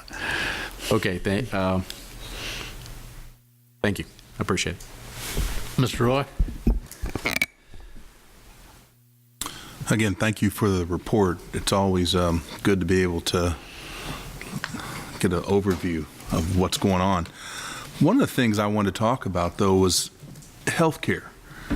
I know that, when you take a look at the Coastal Bend area, and some of the things that I continue to hear is the number of our citizens in general that have to travel to places like San Antonio because they can't really get a specialist to see them within whatever is considered an appropriate amount of time. They got to wait 3 months, 4 months, or whatever the case is. And I look at things in some other areas that I've traveled recently in terms of the number of outpatient surgical clinics and some of the other things that are going in place. And how much time or efforts are we spending in terms of trying to track some healthcare components that would look at the area to offer services? That kind of ties in with some of the quality of place initiatives. I mean, I'm going to ring the bell on myself, probably violate my own HIPAA standards on myself. So you've seen me limp around, and I'm probably due a hip replacement. Chances are they don't do the type of hip replacement that I'm looking for here locally. I thought that was swag. I didn't know. No, that's an old that's an old dragging along a hockey injury. I'm telling you. So, but you end up having to go to specialists in San Antonio and things. And I talked to Dr. Oz, and I've talked to some of the folks from Driscoll and places like that. And and Dr. Blow, I should say. I'm sorry, I used this colloquialism. And they're trying to recruit companies, and they're trying to recruit suppliers, and they're trying to recruit specialist doctors, and they do very well at a lot of them. But we're a small, mid-sized market, and if you're a specialist orthopedic, wants to make millions of dollars a year, then those folks are attracted to major markets, and it's hard for them to do it. So it's a conversation a lot of people are having throughout the community. And you've come to a number of our breakfast meetings of investors, and you've heard Dr. Blow and some of his associates talk about those very items. Yeah, I was really surprised. I was in Victoria a couple weeks ago, and I just happened to see some of the development on the healthcare side that they're going through, and they're certainly a lot smaller than us. But I just think we got to keep that in the forefront, because as we do grow, I think that's going to be an important asset to continue to have, is to grow from a healthcare perspective, especially with we're not getting younger. So no, at least I'm not. And Mr. Hunter. Thank you, Mayor. Well, Mr. Vacy, that was an excellent report, and all that I got out of that is Corpus Christi is in very high demand. So really, really appreciate all the work y'all are doing. Can I add one thing I forgot to talk about? The Steel Dynamics plant that came to this market, and this is the first time in my career I've seen a project of this nature. Rudy, you were on the city council, on the board of directors years ago. We went out and did a target industry study 4 years ago. For almost 5 years ago now, 2015 into 16. One of the specific, we started looking at 40 target sectors. And we looked at things that we play Moneyball economic development, that, where we try to get on base with the most effective cost. And we said, one of our target sectors, we said we can make the case for an electric arc furnace. It's right in there, electric arc steel furnace. We started building the industrial engineering program. You guys supported that. Thank you. We've started expanding the process technology program.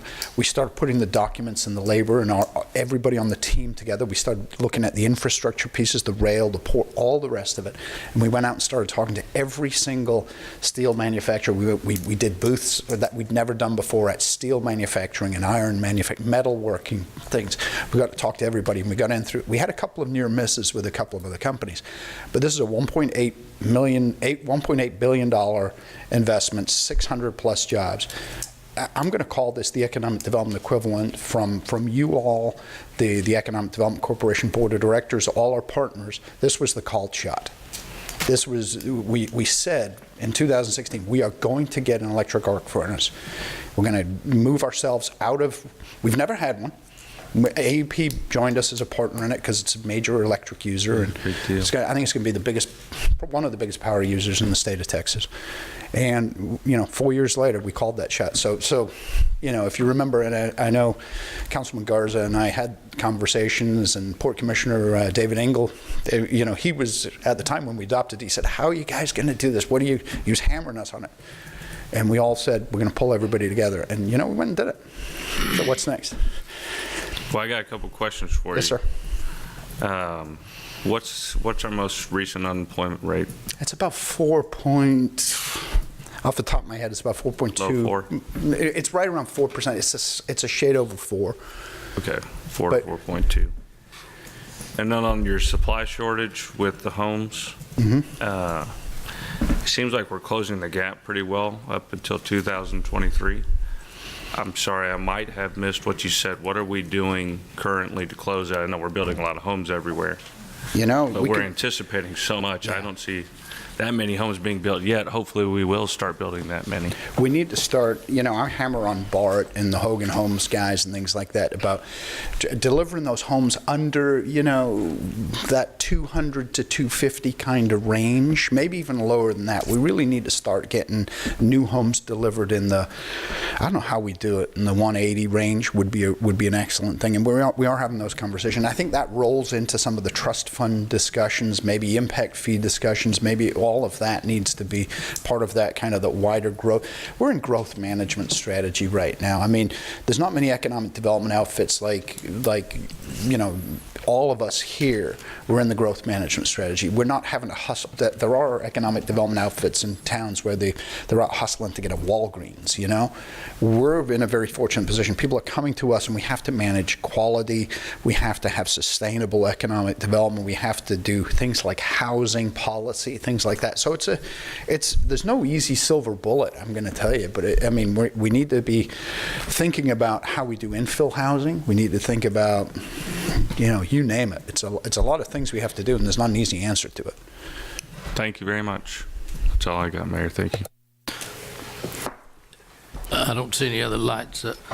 One of the things, I had the privilege this morning of going to let me make sure I get the name right, because it was the 15th Luther G. Jones Army Aviation Depot Forum, which is a significant honor for the city of Corpus Christi to have the Army name their depot forums for Luther Jones, former mayor and former colonel, director of the Army Depot. And there was Colonel Atkins spoke, and the colonel from Fort Benning is kind of the counterpart of what she does, I think, in terms of the training of the pilots for the Army. Their concern for the future of both the depot and for Fort Benning, in terms of keeping the helicopters flying and the maintenance and all this sort of stuff, was the workforce. And then my little presentation was supposed to be about partnerships and working, and so I thought, we've worked with Del Mar and A&M Corpus Christi about these A&P school, mini refineries, or these scale models that they're providing grants for Del Mar, for training people to work, on what's in a refinery. Maybe this could be a good contact for the EDC to contact the depot to see if we could get somewhere, get small-scale helicopters or diesel engines or helicopter engines or whatever those are to teach, because they're good jobs. That's 3,000 workforce. Right. And they're one of the largest employers in the city. But they're extremely concerned about the workforce for people coming in and doing those kind of works, because they're getting more and more sophisticated. But then, they don't have to be pilots, and that's what one of them said. We got people working on keeping helicopters flying, but they couldn't fly the thing if they had to. But mechanically, they're doing what they need to do. But just that was a thought that you might be able to make a contact and see if that may be an avenue that could save. If we can save 3,000 jobs, that's a whole lot better than going out and trying to find 100 companies with 300 jobs. Yeah. If you remember, Mayor, sometimes he's my right-hand guy. Sometimes I'm just his guy. Mike Culbertson is retired Navy commander and pilot, and is involved in those discussions. And if you recall, a few years ago, the city provided Type A funds to be able to set up the A&P school, Airframe and Power Plant certification through Del Mar College, which is essentially one of the starting points. Before you're allowed loose on an aircraft, you have to be able to learn this, and it's over at the airport. Maybe it's time we revisit expanding that and doing some different things with that. But yeah, I think that's something that we are in discussions. But it's very early days at this point on that. But we may come back and ask for some more money. Colonel Atkins or something to see if at least could have some discussion. Anything else? Well, thank you. It's a good, positive one. Keep up the good work. Thank you, sir. And call us to the next ribbon cutting. Thank you. All right, we'll go back quickly here before we reach the 1:30 to, we've done 16 and 17. The first readings on items 18 through 22. Anyone have any questions, or did the city manager have a presentation they want to make on 18 through 22, since this is the first reading? Anybody?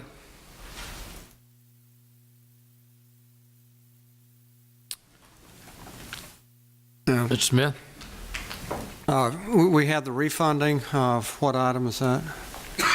Item 20 and 21 and 22 all have. Well, we have the big refunding. I'd just like to let the public know what we're going to save them by doing this refunding. For items number 20 through 23, we will be saving over $4 million in net present value savings, and that's as of today, but interest rates actually are decreasing, which will help us with this refunding, so the savings will more than likely be more than that. Okay, so we're going to save $4 million plus because of Yes, sir. the refunding of this bond and these items. Yes, sir, that is correct. Thank you very much. Yes, sir. Good work. Yeah. And if you'd please observe, the media booth is empty over there.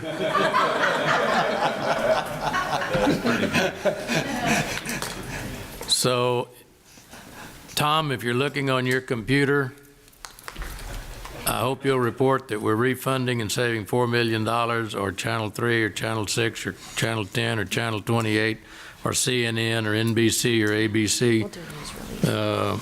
Through some good management decision-making, we're going to save their taxpayers approximately $4 million. That is correct. So once it's approved in its second reading next week, we will do a news release. If interest rates drop, we'll Even call further? a special meeting. Okay. All right. Or if they go up, we'll call one before they go up. All right. There's no action on those today, is that correct? No, sir, there is action. An item. Yeah, we can take them as a group, 18 through 22. They're All right. first Well, I'll readings. entertain a motion on. Mayor, can I have a question on item number 20? You're not opposed to them, are you? I just have some questions on. Okay, go ahead. Actually, I'm for 18 and 19. I just had some questions on 20. Yes, sir.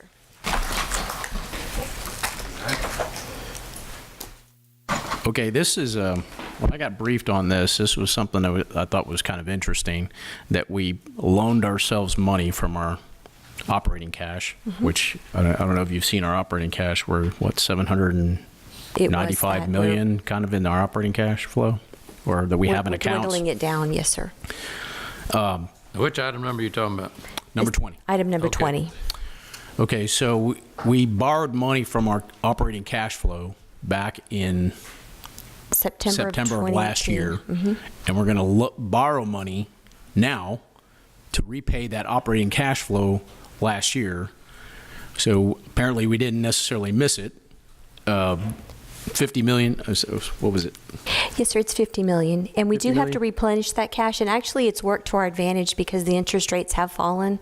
So, So okay, I get it. You know, we're borrowing money now to replenish operating funds, Yes, sir. but is this something that we want to do regularly in order to avoid paying interest? Because we didn't pay interest on the money we borrowed from ourselves, but we lost interest on that money. So the reason that we do the reimbursement resolutions before we actually issue the bonds is twofold. The first thing, it allows us to get started on the projects without having to issue the bonds and using our own cash. And then secondly, we save on the bond payments by using our cash until the time when we actually need to replenish it. Right. We're using this strategy in other aspects with any money that we have left over from bond projects. We use them for the next bond package for the planning, the engineering, whatever it may be. Yes, sir. Right. But Yes. this is specific, something a little bit different. This is actual usage for a plan, for a project, right? Yes, for Okay, so this projects, is that different from correct. that.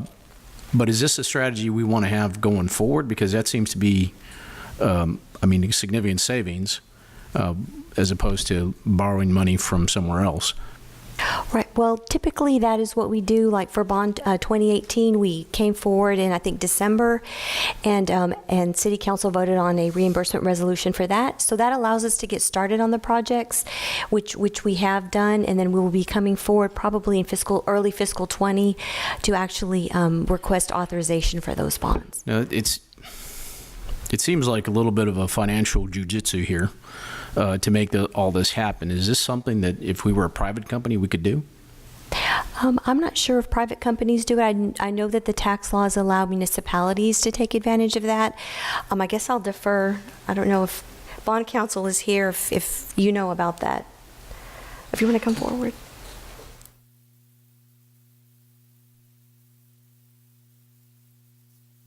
Yes, sir. The tax laws allow for a city to reimburse itself, as you say, from the general fund after the issuance of bonds. Obviously, the issuance of bonds are payable from an INS tax. General fund comes from the M&O.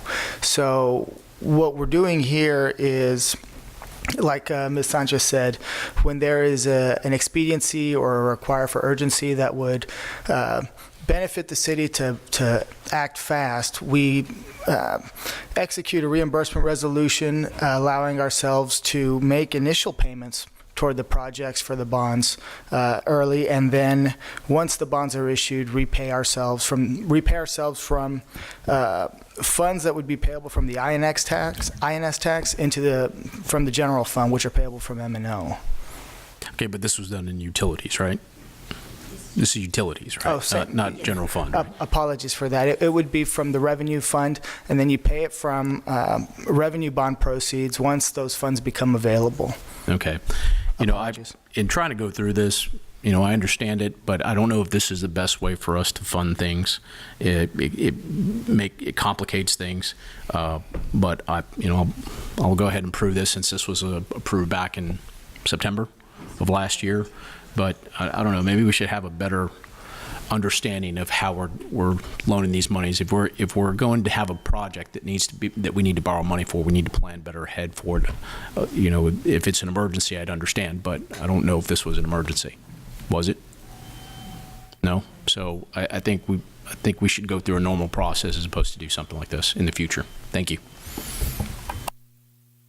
Okay. Entertain. Anybody else have any comments? Item 18 through 22. Move to approve. There's a motion and a second. Any further discussion? Anyone from the public? Any comments on Point of order. Did you say 22? Isn't that part of the public hearing? No, sir, it's not. Those are all, I'm sorry. for street I'm sorry. I'm looking at something different. You're 23. Yes. So it's 18 through 22. These are Oh, 22. first reading ordinances 18 through 22, right? Yes, sir. We have a motion and a second to approve them. For 18 through 22. Yes, sir. Okay. Any other comment? All in favor say aye. Aye. All opposed? Okay. We'll go into, let me get my language here so I can keep myself out of trouble.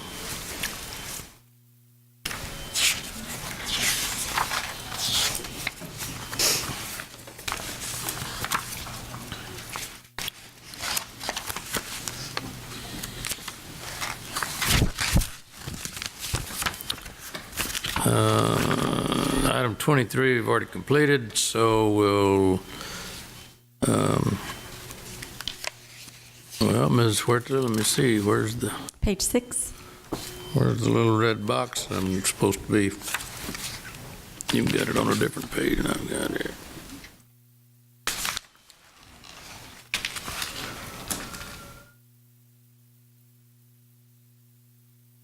Oh, okay, back up here at the lunch thing, huh? Yes. All right, the council go into executive session on item 24 per the Texas Government Code, section 551.071 and 551.072. We shall return. Not sure when, but we shall return. It's pretty much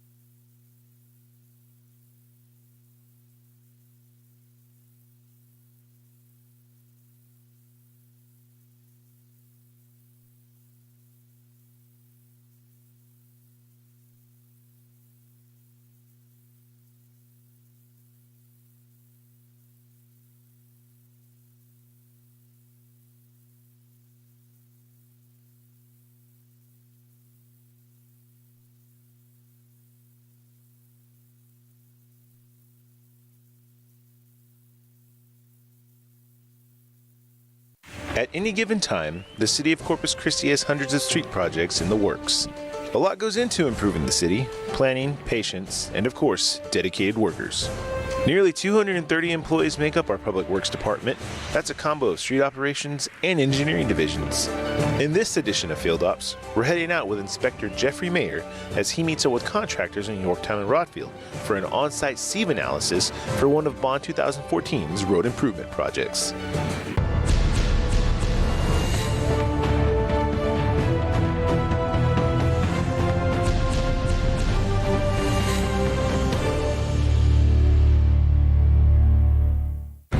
Make sure everything's done by our spec book, city standards, city specifications.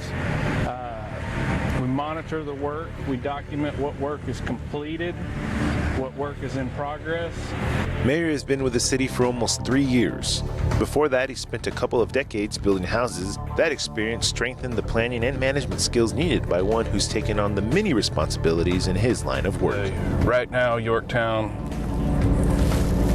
has airline extension is the only way to get onto Rodfield from Yorktown. Well, that's all fixing to change. We're making it a T intersection. It's day 122 of 810, and Yorktown needs to pass a lab test so crews can continue building this new stretch of road. We got about an hour and 10 minutes before our testing lab shows up, so the first thing I'm going to do is drive the limits of my project and check my traffic control plan. It's something done on a daily basis. Corpus Christi residents are no strangers to our wind, and neither are traffic cones. Barrels get blown around, signs get blown over. Traffic control remains an essential part of any project. Drivers need to know where to go on their daily commute, but they also need to follow the signs and stick to their directions. Mayor keeps in contact with other departments on projects like this. Public Works and Utilities constantly plan and work together to overcome whatever unexpected situations that occur. We all work pretty good together. Coordination on certain things. Everybody's busy right now in the city of Corpus. We're doing a lot of work in all our departments. While the CCPD handles drivers and multiple departments find solutions to some surprise problems, there's one thing this inspector has no control over: the weather. In the month of May, the contract already allows for 4 rain days. This month, the first 10 days we couldn't work on this project. It was underwater, so there's 6 days over their allotted rain days right now, and we're only the 22nd. So now, contractors get 6 extra days to work on the project. Speaking of rain, we got about 30 minutes before our test. We're gonna go check on our stormwater crew real quick.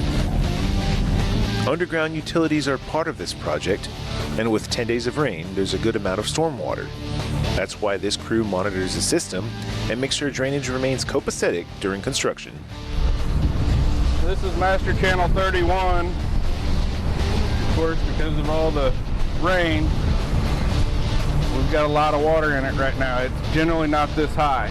After getting a satisfying look at how stormwater systems work, it was time to check out progress on Yorktown Boulevard. Once open, Mayor expects it to be an even busier roadway. Everybody from Flower Bluff that wants to get to the south side of Corpus Christi, plus you've got Rancho Vista, which is a major subdivision. We have this new subdivision behind us being built. Del Mar College is being built where our lime tank is. But before drivers can experience the full glory of the improved road, the subgrade needs to pass an important test. After a lab tech arrives, he gets a few samples of their subgrade, or road mixture, and begins testing. The contractor and mayor wait for the results. 70.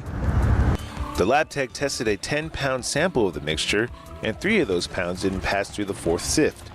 Our city spec says it has to be 85% through the number 4. We're at 70% through the number 4, so it's a fail. Because the test failed, the contractor has to remix the subgrade for another test. This failure also puts them back a few days. While it doesn't feel good, it's all to make sure the city receives a premium quality road. The day's plans have changed after the testing upset, so Mayor decides to head back to the office and prepare for his future project, Slough Road. That's what we deal with.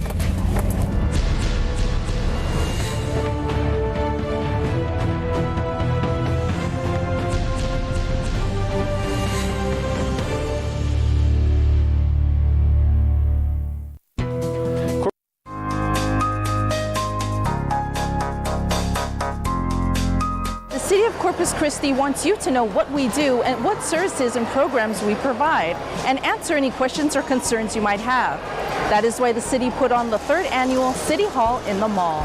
More than 30 city departments participated in City Hall in the Mall in June at La Palmera to reach out to residents with information about important services and programs the city offers, like child fingerprinting, the Latchkey program, adopting a pet, and payment plans for utility bills. City staff and council members were on hand to answer questions. It's been a great experience and a great day.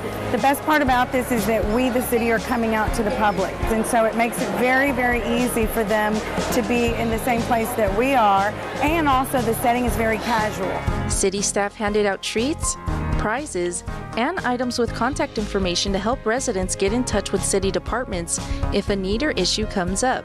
Employees also gave demonstrations like how to extinguish a fire, how rainfall affects floodplains, the difference between sober and intoxicated vision, and driving the Rover X that searches underground pipes. Residents talk about what they enjoyed about City Hall in the Mall. It's been really fun. The kids have enjoyed it so much, and it's been really interesting to see all of the different city operations. Everybody's been so helpful, and we've gotten lots of good information in a fun way. It's fun, actually. They're very, very helpful with fingerprinting the kids.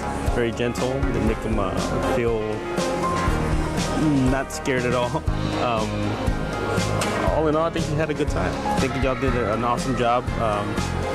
Basically, it was basically just self-explanatory, and keep up the good work. For more information on city departments, visit cctexas.com or follow on social media. Also watch the city's channel, CCTV. Reporting for the City of Corpus Christi, I'm Eva Padilla.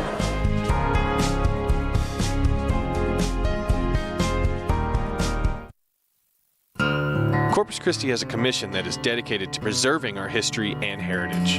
The Landmark Commission meets every 4th Thursday of the month, and they serve a very important purpose to our community. The Landmark Commission is dedicated to helping to preserve the city's landmarks, history, heritage, to engaging the public in the stewardship of our heritage. On Thursday, May 23rd, the Commission honored 2 of our citizens with awards of preservation. The Landmark Commission Preservation Project Award was given to Dr. Jeff Allen for his renovation on the old Taylor Brothers building, which was built in the 1930s and is now known as the Bay Jewel Event Center, located at 624 Mesquite. It was an incredible example of how a historic building can be adapted and reused into a contemporary context. It now serves as an event space downtown, open for the use of individuals, families, organizations, businesses, and kind of revitalizes our downtown space. Laura Sandoval is the general manager of the Jewel, and she talked to us about all they did to revitalize the old building and people's initial reaction to the renovation. Almost everybody walks in and says, there's nothing like this downtown, there's nothing like this in Corpus Christi, and they love the look because we kept the stained concrete, well, the concrete floors and restained them. A lot of the original pillars that were support beams were in the building, but they put brick around them, which they found in the building. So that was kind of cool. And then they put new windows in, but they kept where they were originally in kind of the original look. By adapting and reusing these historical buildings, it brings a historical element to our city that helps provide a community fabric that gives us a sense of unity and pride. The second award that was given out that night was presented to Anita Eisenhower.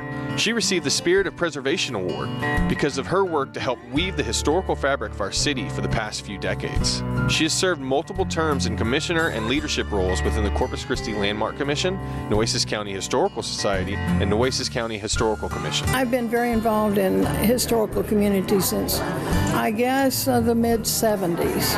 And I was lucky to have some mentors who gave me guidance about what is going on in our city and what is important. You may have seen some of these historical markers around the city and county. Well, Anita has overseen submissions and dedications of dozens of these state markers for the surrounding areas. She even finds time to write them herself.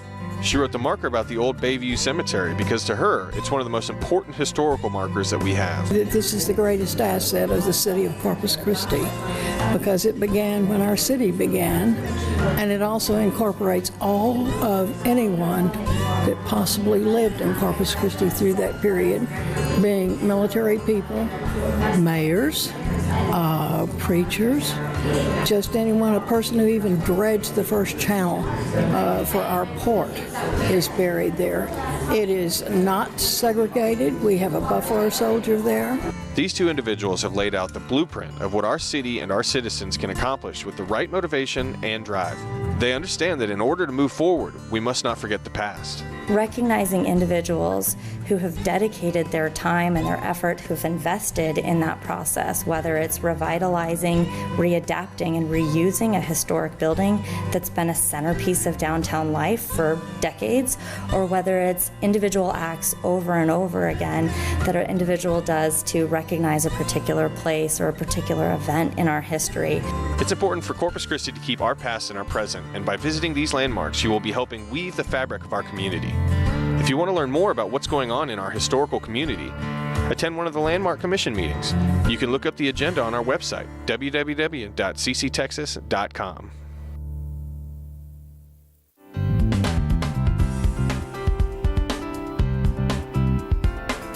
The city held its annual hurricane evacuation drill here at the Corpus Christi Gym. And to them, it's not just another exercise. What staff works on and practices here could mean the difference in someone's life down the road. It wasn't too long ago that our area was impacted by a hurricane. And thanks to the city's annual hurricane evacuation drill, our staff knew what to expect. Prior to Harvey, we had done it 6 years in a row. And so when Harvey did come to the actual event, we were ready and we were prepared, and the staff did a great job of evacuating people. Now, the drill isn't just for the employees of the city. It's also a way to help inform the public and keep our citizens aware of the importance of staying prepared. As each family should already have an evacuation plan or an emergency preparedness plan for your own family. A starting point is deciding whether you're going to stay or evacuate. If the answer is to evacuate, then it's important to take the proper documents with you, any medication you're taking, and don't forget about your pets. The RTA suspends the charges, so it's free. Bring your luggage, and we do evacuate pets. To us, we evacuate the whole community, and pets as part of a family, we make sure that the pet will go with its owner. After everything is packed and you're ready to evacuate, head to the closest bus stop, and there you'll be picked up and taken to Corpus Christi Gym. From there, you'll enter the gym and go to the registration tables. If you have a driver's license, it'll speed up the process because all you have to do is scan it and they'll have all your relevant information. Once that's all done, then they come to the loading area, which is here behind us. And as soon as we get buses available, then we start scanning them onto the buses. From there, the buses will take you to a safe location until it's time to come back. Make sure you keep this yellow wristband on you at all times. It's what the city is using to track you and your family, even the little furry ones. Well, we've got to be able to track the people. And this system that we use tracks them from the time they register until they come back to Corpus. Once this is clear, once the city is safe to come back, and we would bring them back the same way. Drills like this help us stay prepared. For more information on what to do in the event of a hurricane, visit our website at www.cctexas.com. Reporting for the City of Corpus Christi, I'm Brad Godicke.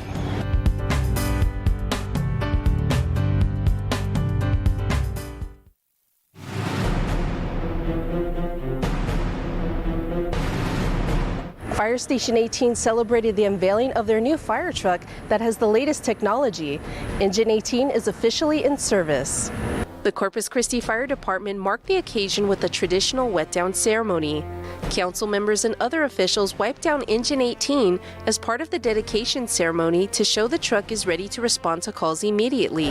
We're here today at Fire Station 18 to celebrate taking another step forward for the City of Corpus Christi and for the Fire Department when it comes to providing fire protection for the west side.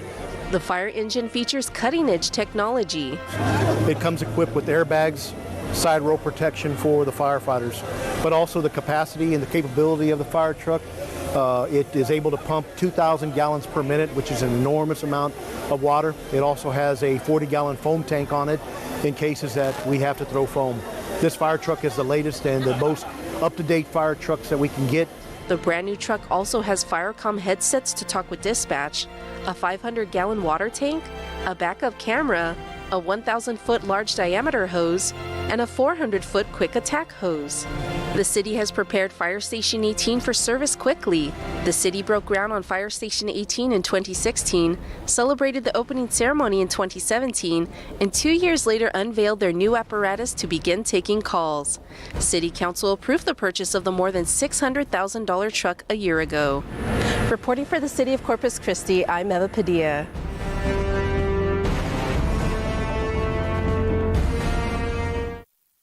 Corpus Christi has many historical landmarks, and you'll want to get out to see them. That's why May is such a big month for our community. In May, we're joining together with many citizens across the nation in celebrating National Preservation Month. Historic preservation is extremely important on the local, state, and national level. Without preservation, we would be losing some of Corpus Christi's most iconic landmarks, which means we would also be losing our history and heritage to Father Time. The oldest residence that is currently standing in its original position is called the Centennial House, and it's the Forbes Britton House, named for two people who called it home, and it stands up on the bluff in its original site from the 1840s. The Centennial House, which is located at 411 North Upper Broadway, played a big role in our history. It was built in 1849 and used as a hospital and a mess hall for the federal troops in the 1800s. Historic preservation needs two legs to stand on, and the first leg is public advocacy. In public advocacy, communities identify historic resources that are important to them and acknowledge those resources. And secondly, a lot of preservation is undertaken through private development. Some of our historical properties have been redeveloped by private developers and are now thriving businesses. It's important to go out and help visit these places to help spread awareness. And when you do, post it on social media with the hashtag #ThisPlaceMatters and also hashtag #ThisPlaceMattersCC. Tell those stories about your family's history, you know, where you and your grandfather had a hamburger at this one place and you went by this building, or you visited this one house, or you're loosely connected to, you know, some prominent Corpus Christi figure. Rip currents. They're narrow, fast-moving channels of water starting near the beach and extending offshore. Think of the current as a treadmill. It can travel as fast as 8 feet per second. Great weather for the beach does not always mean it's safe. Rip currents often form on calm, sunny days with waves only 2 to 3 feet high. They're quite fast coming along our Gulf Coast and can be deadly to new swimmers. Here are some tips on handling a rip current and possibly saving your life. Always remember to stay relaxed. Trying to swim against a rip current uses up energy you needed to survive and escape the rip current. One of the most important things to remember: wave, yell, swim parallel. Rip currents don't pull you under, they pull you away from the shore. Wave and yell for help and swim parallel along the shoreline until you escape the current's pull. If you feel you can't swim, don't panic. Keep your head above water, face the shore, and call and wave for help. If possible, only swim at beaches with lifeguards. The City of Corpus Christi beach warning flags only fly when lifeguards are in the stands and are put up within 30 minutes of their arrival. The top flag will be white with a red cross, followed by a green, yellow, or red flag for surf conditions. Green means there's low hazard surf conditions, yellow for medium, and red for high. Keep an eye on these flags. If conditions change throughout the day, the flags do too. If you choose to swim on beaches without a lifeguard, never swim alone. Take a friend and have that person take a cell phone so they can call 911 for help. Also, check water conditions before going in by looking at the local beach forecast before you leave for the beach. For more information, visit cctexas.com or call the Corpus Christi Beach Office at 361-826-3469. That's 361-826-3469. Remember, when in doubt, don't go out.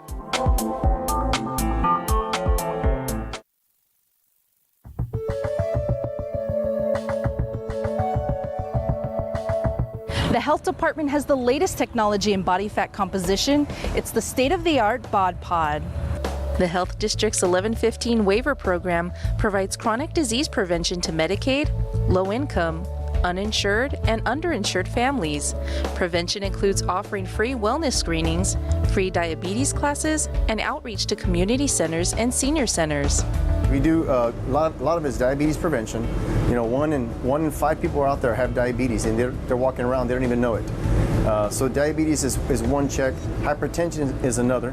That's a part of our screenings. They call hypertension the silent killer because people are walking around with elevated blood pressure and then they end up in the ER with a, God forbid, a heart attack or a stroke. As part of the chronic disease prevention and outreach, the 1115 waiver program bought the Bod Pod and trailer in 2018. The egg-shaped machine measures body fat composition to help select people at risk to chronic diseases like diabetes or heart disease.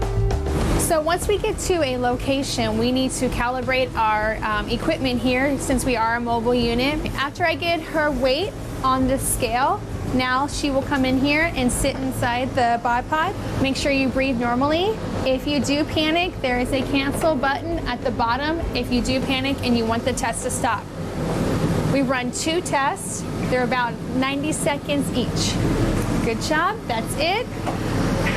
I will send her back. You can go put your clothes on and I will print her results for her while she is getting dressed. The Bod Pod testing offers 3 price packages. The first package is $50 that includes A1C and a hypertension screening. The second package adds a pre and post test over a 3-month span for $90. And the third package has 3 tests over a 6 or 9 month period for $110. The 1115 waiver program saw about 100 patients per month as of September 2017, but has increased to about 250 patients per month in 2019. The division's goal is to partner with companies to use the Bod Pod and help fund other services they offer. We're trying to partner with corporations. People, they want healthy employees. So we want to say, hey, this is an effort for us to get out there for you. We'll do your screenings on site. We'll start a fitness challenge for your employees. We'll come back in 3 months, maybe 6 months, whatever you'd like. We'll set it up to your liking and incentivize them to stay healthy. Call the 1115 waiver program at 361-826-1115 for more information or to set up an appointment. Reporting for the City of Corpus Christi, I'm Eva Padilla.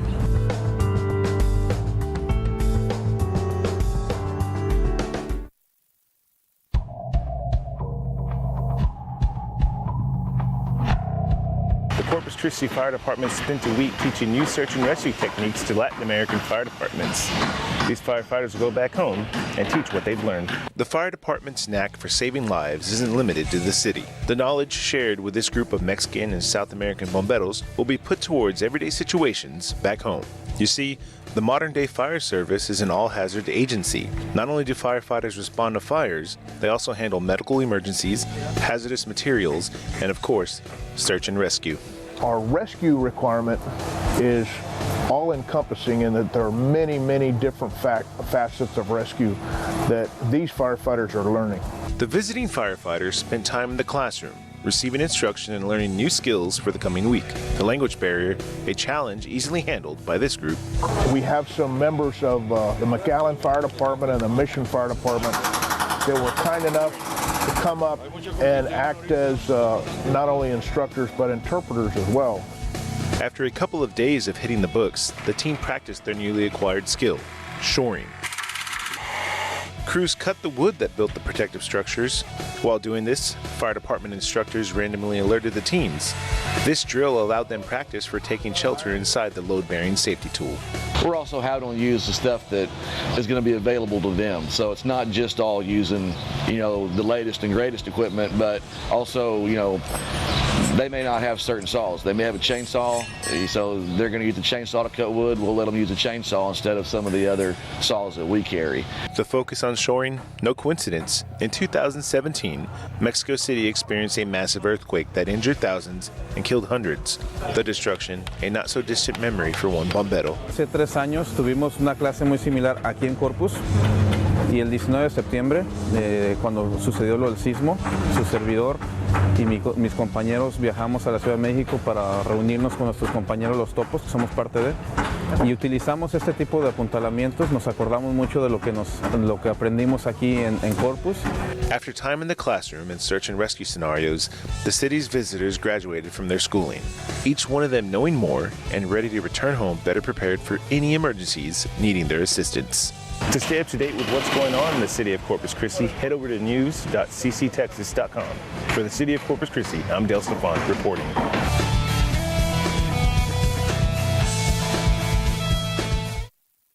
The city's code enforcement department wants to remind you that every building must have a visible address identification. The address identification must be legible and visible from the street or road in front of the property and must follow these regulations. If your building cannot be viewed from a public road, a monument, pole, or other sign may be used to identify the structure. If your house number isn't visible, emergency services will have a harder time finding you. For more information, visit us at www.cctexas.com.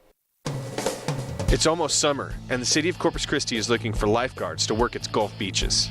You need to be 16 or older and know how to swim. We will provide the training. If you enjoy the outdoors, staying active, and working with people, then this job is the right one for you. Join our experienced and dedicated Gulf Beach rescue team and make it a summer to remember. Apply today at www.cctexasjobs.com or call 826-8542. Are you 16 or older looking for a summer job? The City of Corpus Christi Parks and Recreation Department has several temporary positions available for various summer recreation programs. We're looking for pool managers, lifeguards, and swim instructors. Enjoy working with the youth? There are more than 100 positions open for our Latchkey summer camps and the Summer Spark program. We invite you to join our dynamic, energetic, and creative staff. Apply today. Go to our website, www.cctexasjobs.com, or call 826-3460. The city wishes you could see the utility lines our specialists see, but you can't. That's why it is important to call 811 2 days before you dig. Just provide the location of your project and what is being done.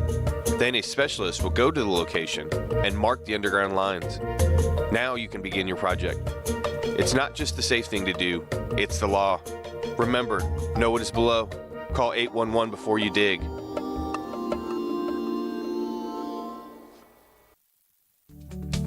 The Salinas Park Play for All Playground at 1354 Airport Road is a multi-phase project between Corpus Christi's Housing and Community Development and Parks and Recreation Departments. Their goal? Building a quality complex that includes a wide array of play elements for everyone to enjoy. This ADA-friendly playground is the first of its kind in the city, and Community Development Block Grants made it possible. Phases 1 and 2 feature slides, swings, play decks, and activities for visitors of all ages. The vibrant design includes many imaginative pieces aimed at engaging the senses and building motor skills. The playground features many attractions. There's a zip line, sways, swings, a flat roller slide, quiet space, and a fenced play area. Designers equipped the playground with a uniformed surface, allowing easy access through the entire play zone. The equipment receives shade from a huge weather-resistant canopy. This addition also adds longevity to the structure and surface areas. There's also a low-maintenance extreme climate coating to help fight rust, a side effect of our coastal climate. The Play for All Playground is right next to Miracle League Field, a fully accessible ball field with ADA accessible parking areas and sidewalks, also funded by CDBG. The Salinas Park project is part of the Parks and Recreation Master Plan and shows the passion the city has for ADA accessibility. ADA accessibility remains a priority, and Corpus Christi hopes to create more Play for All playgrounds like Salinas in other parts of the city, but on a smaller scale. Please come play with us. It's never too late to jumpstart a healthy lifestyle. Exercising lowers your risk for chronic disease and helps anyone managing conditions like diabetes, high blood pressure, and heart disease. It's as easy as walking or as rigorous as running a marathon. Healthy lifestyle should be started early in life, so parents, be sure to encourage your kids to be active at an early age. Look around. Corpus Christi provides beautiful parks, trails, and swimming pools for your family to enjoy. It is never too late to commit to be fit. Start today. Submit your pictures to our social media page with the hashtag #ABetterYou or ABU. The City of Corpus Christi wants to improve as much as possible, and one of the things we're working to perfect is roads. And with road improvement projects comes construction. Road construction can cause delays and detours. That's why the city keeps you up to date with weekly road reports. You can find out what to expect during the week by heading over to news.cctexas.com. There you can also sign up to receive emails with information from the City of Corpus Christi. If you have any questions about road work, call 361-826-CITY. That's 361-826-2489.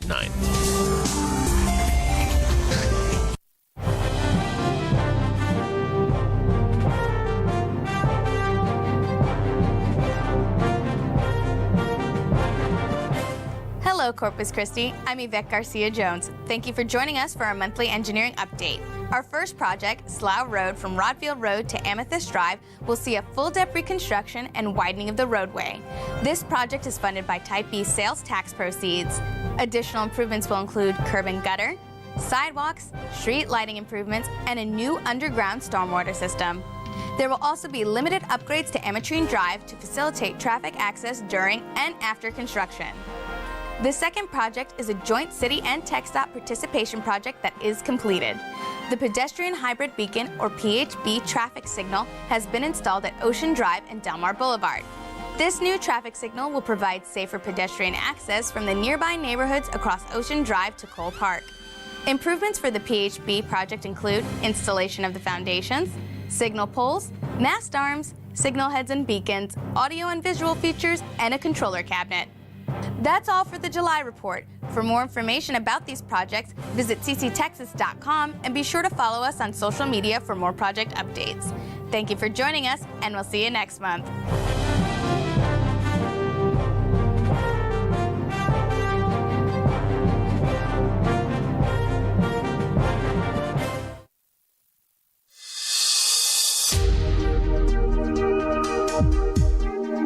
Emergency planning agencies with the city of Corpus Christi gather at the Owen Stevens plant for a hazmat drill. Events like these help everyone be prepared in the event that something like this happens. The water plant, like any production facility, contains some inherent risks. And to help city employees and emergency crews be ready for these things, the Corpus Christi's Local Emergency Planning Committee, or LEPC, planned this full-scale emergency preparedness drill. The possibility of having a leak, whether a small one or a big one, it's always in the back of our mind, and we need to prepare for it. And this is what this is about. Plant employees, Corpus Christi's police and fire departments, the EOC, Union Pacific Railroad, and surrounding emergency crews participated in the event. Organizers created a very possible hazardous material scenario for the team. Chemicals are everywhere. It doesn't matter whether we're at a water treatment plant or an industrial facility or at someone's home. There's always going to be chemicals involved in our day-to-day life. During the drill, a worker passed out after getting near the train track. Then, green and yellow smoke representing chlorine gas could be seen leaking from the top of a rail car. Plant employees and emergency crews went into action, everyone treating it like a real situation. Police even diverted traffic, and a reverse alert was sent to residents within a 1-mile radius, letting them know to shelter in place. We're seeing a lot more rail activity in the community, and so it's always good to be able to expose them to something that, they may be seeing in the future. A lot is learned during drills like these. Not only does it give folks physical practice for the real situation, it also helps everyone involved get familiar with the plant's layout and surroundings. So, in the event of an emergency, it isn't the first time they're on the premises working under these conditions. This is also a chance for everyone to hone their communication skills. In any emergency, getting the right information to the right groups at the right time helps things flow smoothly and allows the team to coordinate their efforts properly. Getting this right means protecting the public. This is a situation that would leave the confines of the plant, which means that we now have the areas involved, the population. You drill like it's real. And so when the time comes, then everybody already knows what they're doing. They've seen each other, they communicate with each other, they know who's in charge, and so they know their job and their responsibilities. The plant drills internally once a year, and everyone uses the same tools like the ones used to date. During the drill, plant employees dressed in full hazmat gear and sealed off the leaking gas. A command station was set up, and paramedics even prepared a triage center to check vitals and help with injuries. All of them were well trained on what they needed to do, and this is why they are, because they do train. And we'll go back to the evacuation of Hurricane Harvey. We drilled evacuations for 5-6 years, and why do we do this? Why do we do this? Well, when Harvey happened, we knew exactly what to do. For more information on how to react in any emergency situation, visit the city's website, www.cctexas.com. For the City of Corpus Christi, I'm Dale Stefan, reporting.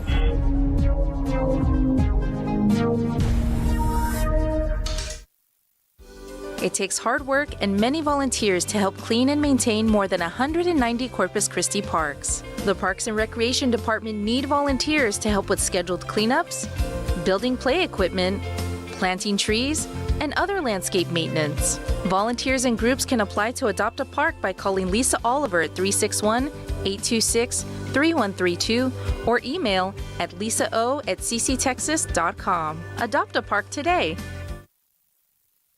When volunteering, you're not only helping others, you're helping yourself. That's why you should join the Senior Companion Program. The Senior Companion Program assists seniors and adults with daily activities, exercise, errands, appointments, social events, and of course, friendship. Volunteers receive help with transportation costs, earned vacation, and even sick leave. Becoming a senior companion is easy. Anyone 55 and older can sign up. You must be retired and meet the financial guidelines to receive payment. To apply, call 361-826-3154 or 361-826-3167. We hope we see you at the next training orientation. Mosquito spraying recently received a lot of attention because of the Coastal Bend's heavy rainfall, but it's not the only way to eliminate mosquitoes. The city of Corpus Christi's primary defense against a blood-sucking insect is the larvicide program. It can be safely used around the public and is proven to be an effective method for treating mosquito-prone areas. That's why vector control officers, with the help of code enforcement, place BTI briquettes or donuts in standing water around the city. For more information on the city's battle against mosquitoes, head over to our website, cctexas.com, and to report standing water, just send the address and your phone number to the Animal Care Dispatch at cctexas.com.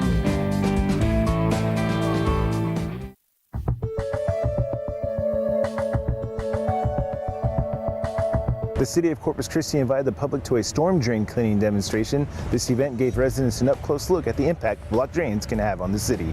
The city experienced record-breaking rainfall this summer, and by fall already reached its yearly average. That's why city crews gathered at this ditch at Dairy Drive and Skyline and showed one of the ways they keep the storm drainage system clean. It is important for the public to see, first of all, the work that we do, and second, the amount of debris that collects inside the storm system.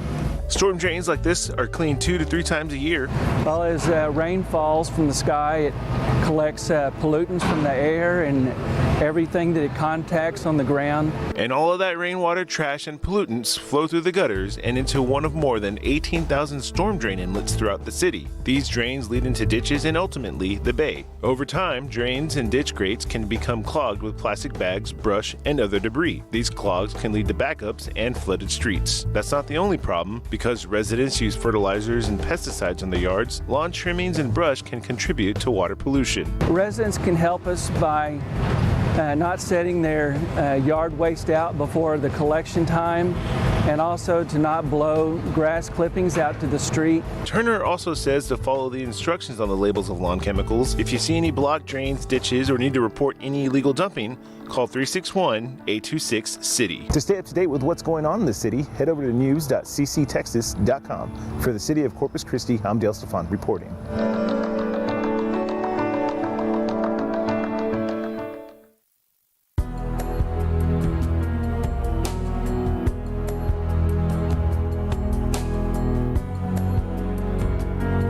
Providing water. It's just one of the many responsibilities that the city of Corpus Christi takes on for the folks who call this warm, sunny South Texas city home. And as residents know, that comforting sun they appreciate while enjoying a day at the beach can also bring on sweltering heat that leads to dreaded drought conditions. And with drought conditions come water restrictions. In 2011 to 2013, this area of South Texas was highly influenced by a drought. That's why council members this summer decided to move forward with the City of Corpus Christi desalination project. All in favor say aye. Aye. All opposed? A decision that could bring a drought-proof water supply to residents and the surrounding community, and because we're surrounded by the ocean, it just makes sense. We will study or review site location permitting of a potential seawater desalination plant. The city is looking to build a plant that can produce 11 million gallons per day to about 22 million gallons per day. A desalination plant removes the minerals like salt and sand from water and makes it safe for human consumption. Ramos, along with a team of consultants from Fries & Nichols, an engineering firm, plan on spending the next 2 years researching the possibility of building a desalination plant right here in South Texas. Water produced by the plant will add to the city's existing water supply and help meet future water demands. Right now, the city has 4 major water sources: Choke Canyon, Lake Corpus Christi, Lake Texana, and the Colorado River. All these sources sources are surface water sources. So they're dependent upon inflows and rainfall throughout the year to meet our demands. The potential desalination plant wouldn't connect to those freshwater inflows, and because the source is the ocean, the city can provide a dependable water source that can be integrated into our system. But making science fiction a reality is easier said than done. It's more than just taking water out of the sea and then just filtering it through a reverse osmosis. You have to make sure that you protect the system. Right now, Ramos says they're looking at multiple sites in the Corpus Christi and La Quinta ship channel. The team needs to see if those locations meet their objectives and if they can get the water rights and TCEQ discharge permits. You see, with water desalination comes waste or effluent. So we would work with the state to obtain those special authorizations so that we can continue to discharge our seawater, our effluent into the bay. In this project, we'll make those needed determinations and do the proper science so that we can obtain those permits. One popular technique, adding a diffuser to the end of the discharge line. This allows the effluent to mix properly with the seawater. If all goes well, the city of Corpus Christi could have a saltwater desalination system by 2026. And we have to be prepared from a water resource point of view to provide that water to our customers. It's just one of the ways the city plans for future needs and strives to improve water quality, customer satisfaction, and productivity. We'll keep you updated in the future as the project moves forward.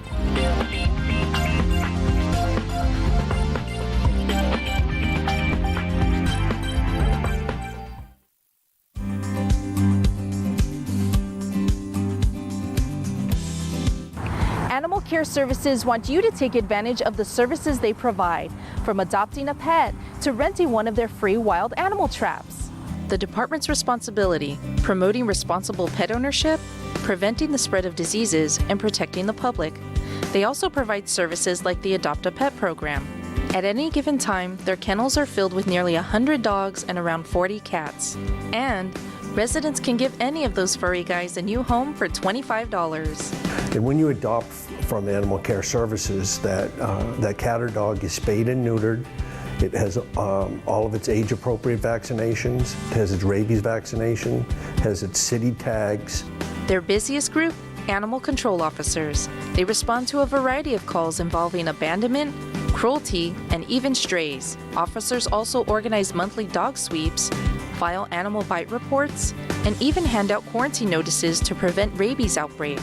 We get approximately 1,800 to 2,000 calls a month. And we do our best to respond to those. We prioritize them, certainly, by public safety issues first. If you're dealing with some wild critters, Animal Care Services also provides wild animal traps to residents free for 7 business days or until the animal is caught in the trap. There is a $75 fee if the trap is lost or stolen. The department also picks up privately and city-owned traps, mostly used for possums. We do not euthanize the possums when they come in here. We work with state wildlife and they tell us what areas are best, so we live release. So any animal that will come in today at 6 o'clock tomorrow morning, we put them in the back, we feed them. Animal Care Services always needs volunteers. They help with adoption events, cat and dog companions, kennel cleaning, grooming and bathing, and assisting in the clinic. Applicants must be 18 years old. Anyone 14 years old can apply with a parent or guardian supervision. All applicants are subject to a background check. I would love to see, more of our community members come in to this shelter. It's a very nice shelter. Anybody who comes in here, it's very clean. Having said that, it takes a lot of work to do that. To see these services at work, stop by Animal Care Services for a free guided tour of the facility, and staff will answer your questions. To schedule an ACS tour or for service information, call 361-826-4630. Reporting for the City of Corpus Christi, I'm Eva Padilla.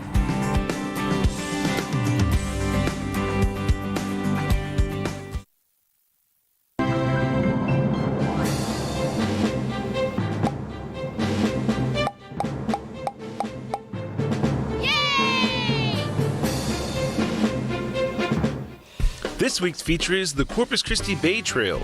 It's an excellent way for residents and visitors to stay in shape and take in the sights of the city. The 8-mile hike and bike trail begins at the barge dock on Shoreline Boulevard near the American Bank Center and ends at Texas A&M University, Corpus Christi on Ocean Drive.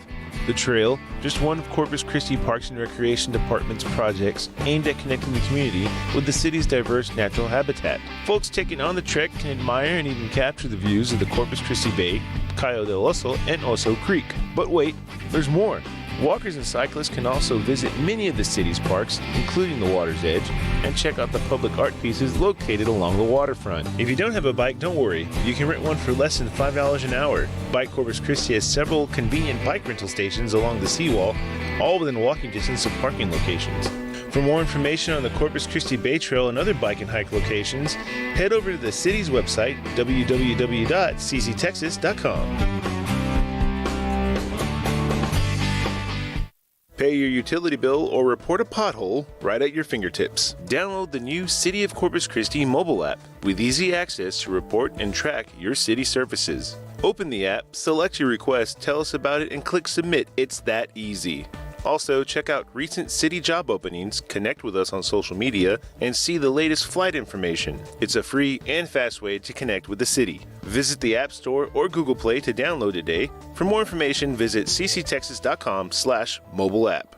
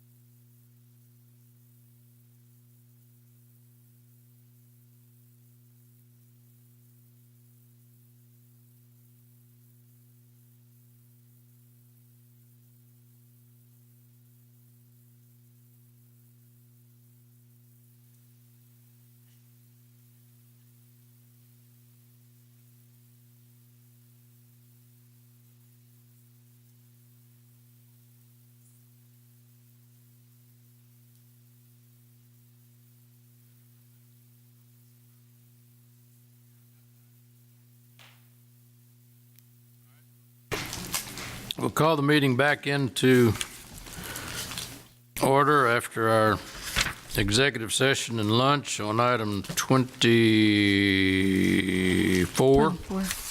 There's no action required. Is that correct? Correct. Anybody have anything for identify council future agenda items? Yes, ma'am. Sir. Can I just say something real quick? Sure. I know it's a little premature because we haven't adopted the budget yet, but I just want to give kudos to staff and City Manager Peter Zanoni on the process that they're using for the budget. I mean, I just see the public engaged more than I've ever seen them before. They seem to feel more informed with the videos that our groups produced and stuff. I just think that this is great. This is the first time I've seen this kind of reception on our city budget. Anytime, anywhere. Well, I agree. Mr. Hernandez? Second. Ms. Smith? Your agenda items? Yeah. Sorry, and I was just mentioning this to our city manager here. I've gotten an unusually high number of complaints on water bills from various people throughout the city. I even had viewed the neighborhood app, and that thing's blowing up with water bill complaints. So if we can get some presentation or something along those lines from our water utility to get some information as to what's happening there. Maybe we could do some more spot checks or something along those lines. Okay, yeah, we can do that. Peter Collins did, by the way, check this morning, did a spot check of several of the bills, but didn't find any issue. It seemed to be normal, but we'll do more work with Peter Collins and the utility staff and get back with you. I think we've all gotten some of those. I don't know whether it's some areas responders out or something, but there evidently there's been a blip in the system somewhere. Yeah, I agree. So, all right, anything else? Yeah. Mr. Smith? Last week we had at public comment, we had a gentleman come up and he was charged on a solid waste bill $100 for early set out and then received a citation, and that citation can be between $500 and $2,000 with it. And I've had comments from others, so I'd like some clarification. Are we going to charge somebody $100 on their solid waste bill and then take them into Muni Court for another $500 to $2,000? Mayor, we're preparing a memo to address that and information. Okay, if that's in the works, that's great. Thank you. To outline exactly what that procedure is and what our findings have been on that as well. Okay. Well, and if I may, along those same lines, the property, and I know we're dealing with this, but the property catty-cornered from here, they also received a violation because of all the trash. Jason Page is the owner of that particular, it's a vacant building across from RTA, catty-corner from us, and across from Stripes. And of course, that's an issue, again, like I said, we're dealing with now, but it is because of everything that's going on at that corner, and he got the citation, and it is unbelievable, the trash that's there. I think it's daily. And so I'm not sure. I know that email came through. I think it went to Chief Markle, I'm not sure, but that's another case that I don't think that's an issue we're having as a whole, and it isn't his. He's picking it up on his own on the weekends. But I think we should look into that too until we resolve what's happening. I think I forwarded that to you and Markle and I don't know who else. But we may have. I mean, he sent it to everybody, and so I think we need to look at that one. That's some extenuating circumstances, I think, because he has nothing to do with it. He's just getting dumped on and it's blowing it all over there against his fence. And it does look like a disaster, but it's out of his control. He has nothing to do with it. Anything else? Mr. Smith has had his Reese's Pieces. He's going to go home and take a nap now. I got my sugar. All right. Anything else? Then we've got a budget, District 5 Thursday. At the Garcia Library. Library, and that will end our budget public hearing Yep. meetings. That's our final of our meetings. We do have another work session with the Workshop. council Thursday at 9 o'clock. We're going to go over the HUT tax, shot tax, and related industries like CVB and so on. That'll be Thursday, 9 to 11, here in the chambers. All right, and I think this doesn't have any. Airport as well, yes, here, yeah. Yeah. I don't think just a reminder, I think all of you got a invitation to that Army Depot, Army Aviation Forum. There's a reception tonight. I think it must be at the Ortiz Center. That's where they're having the meeting.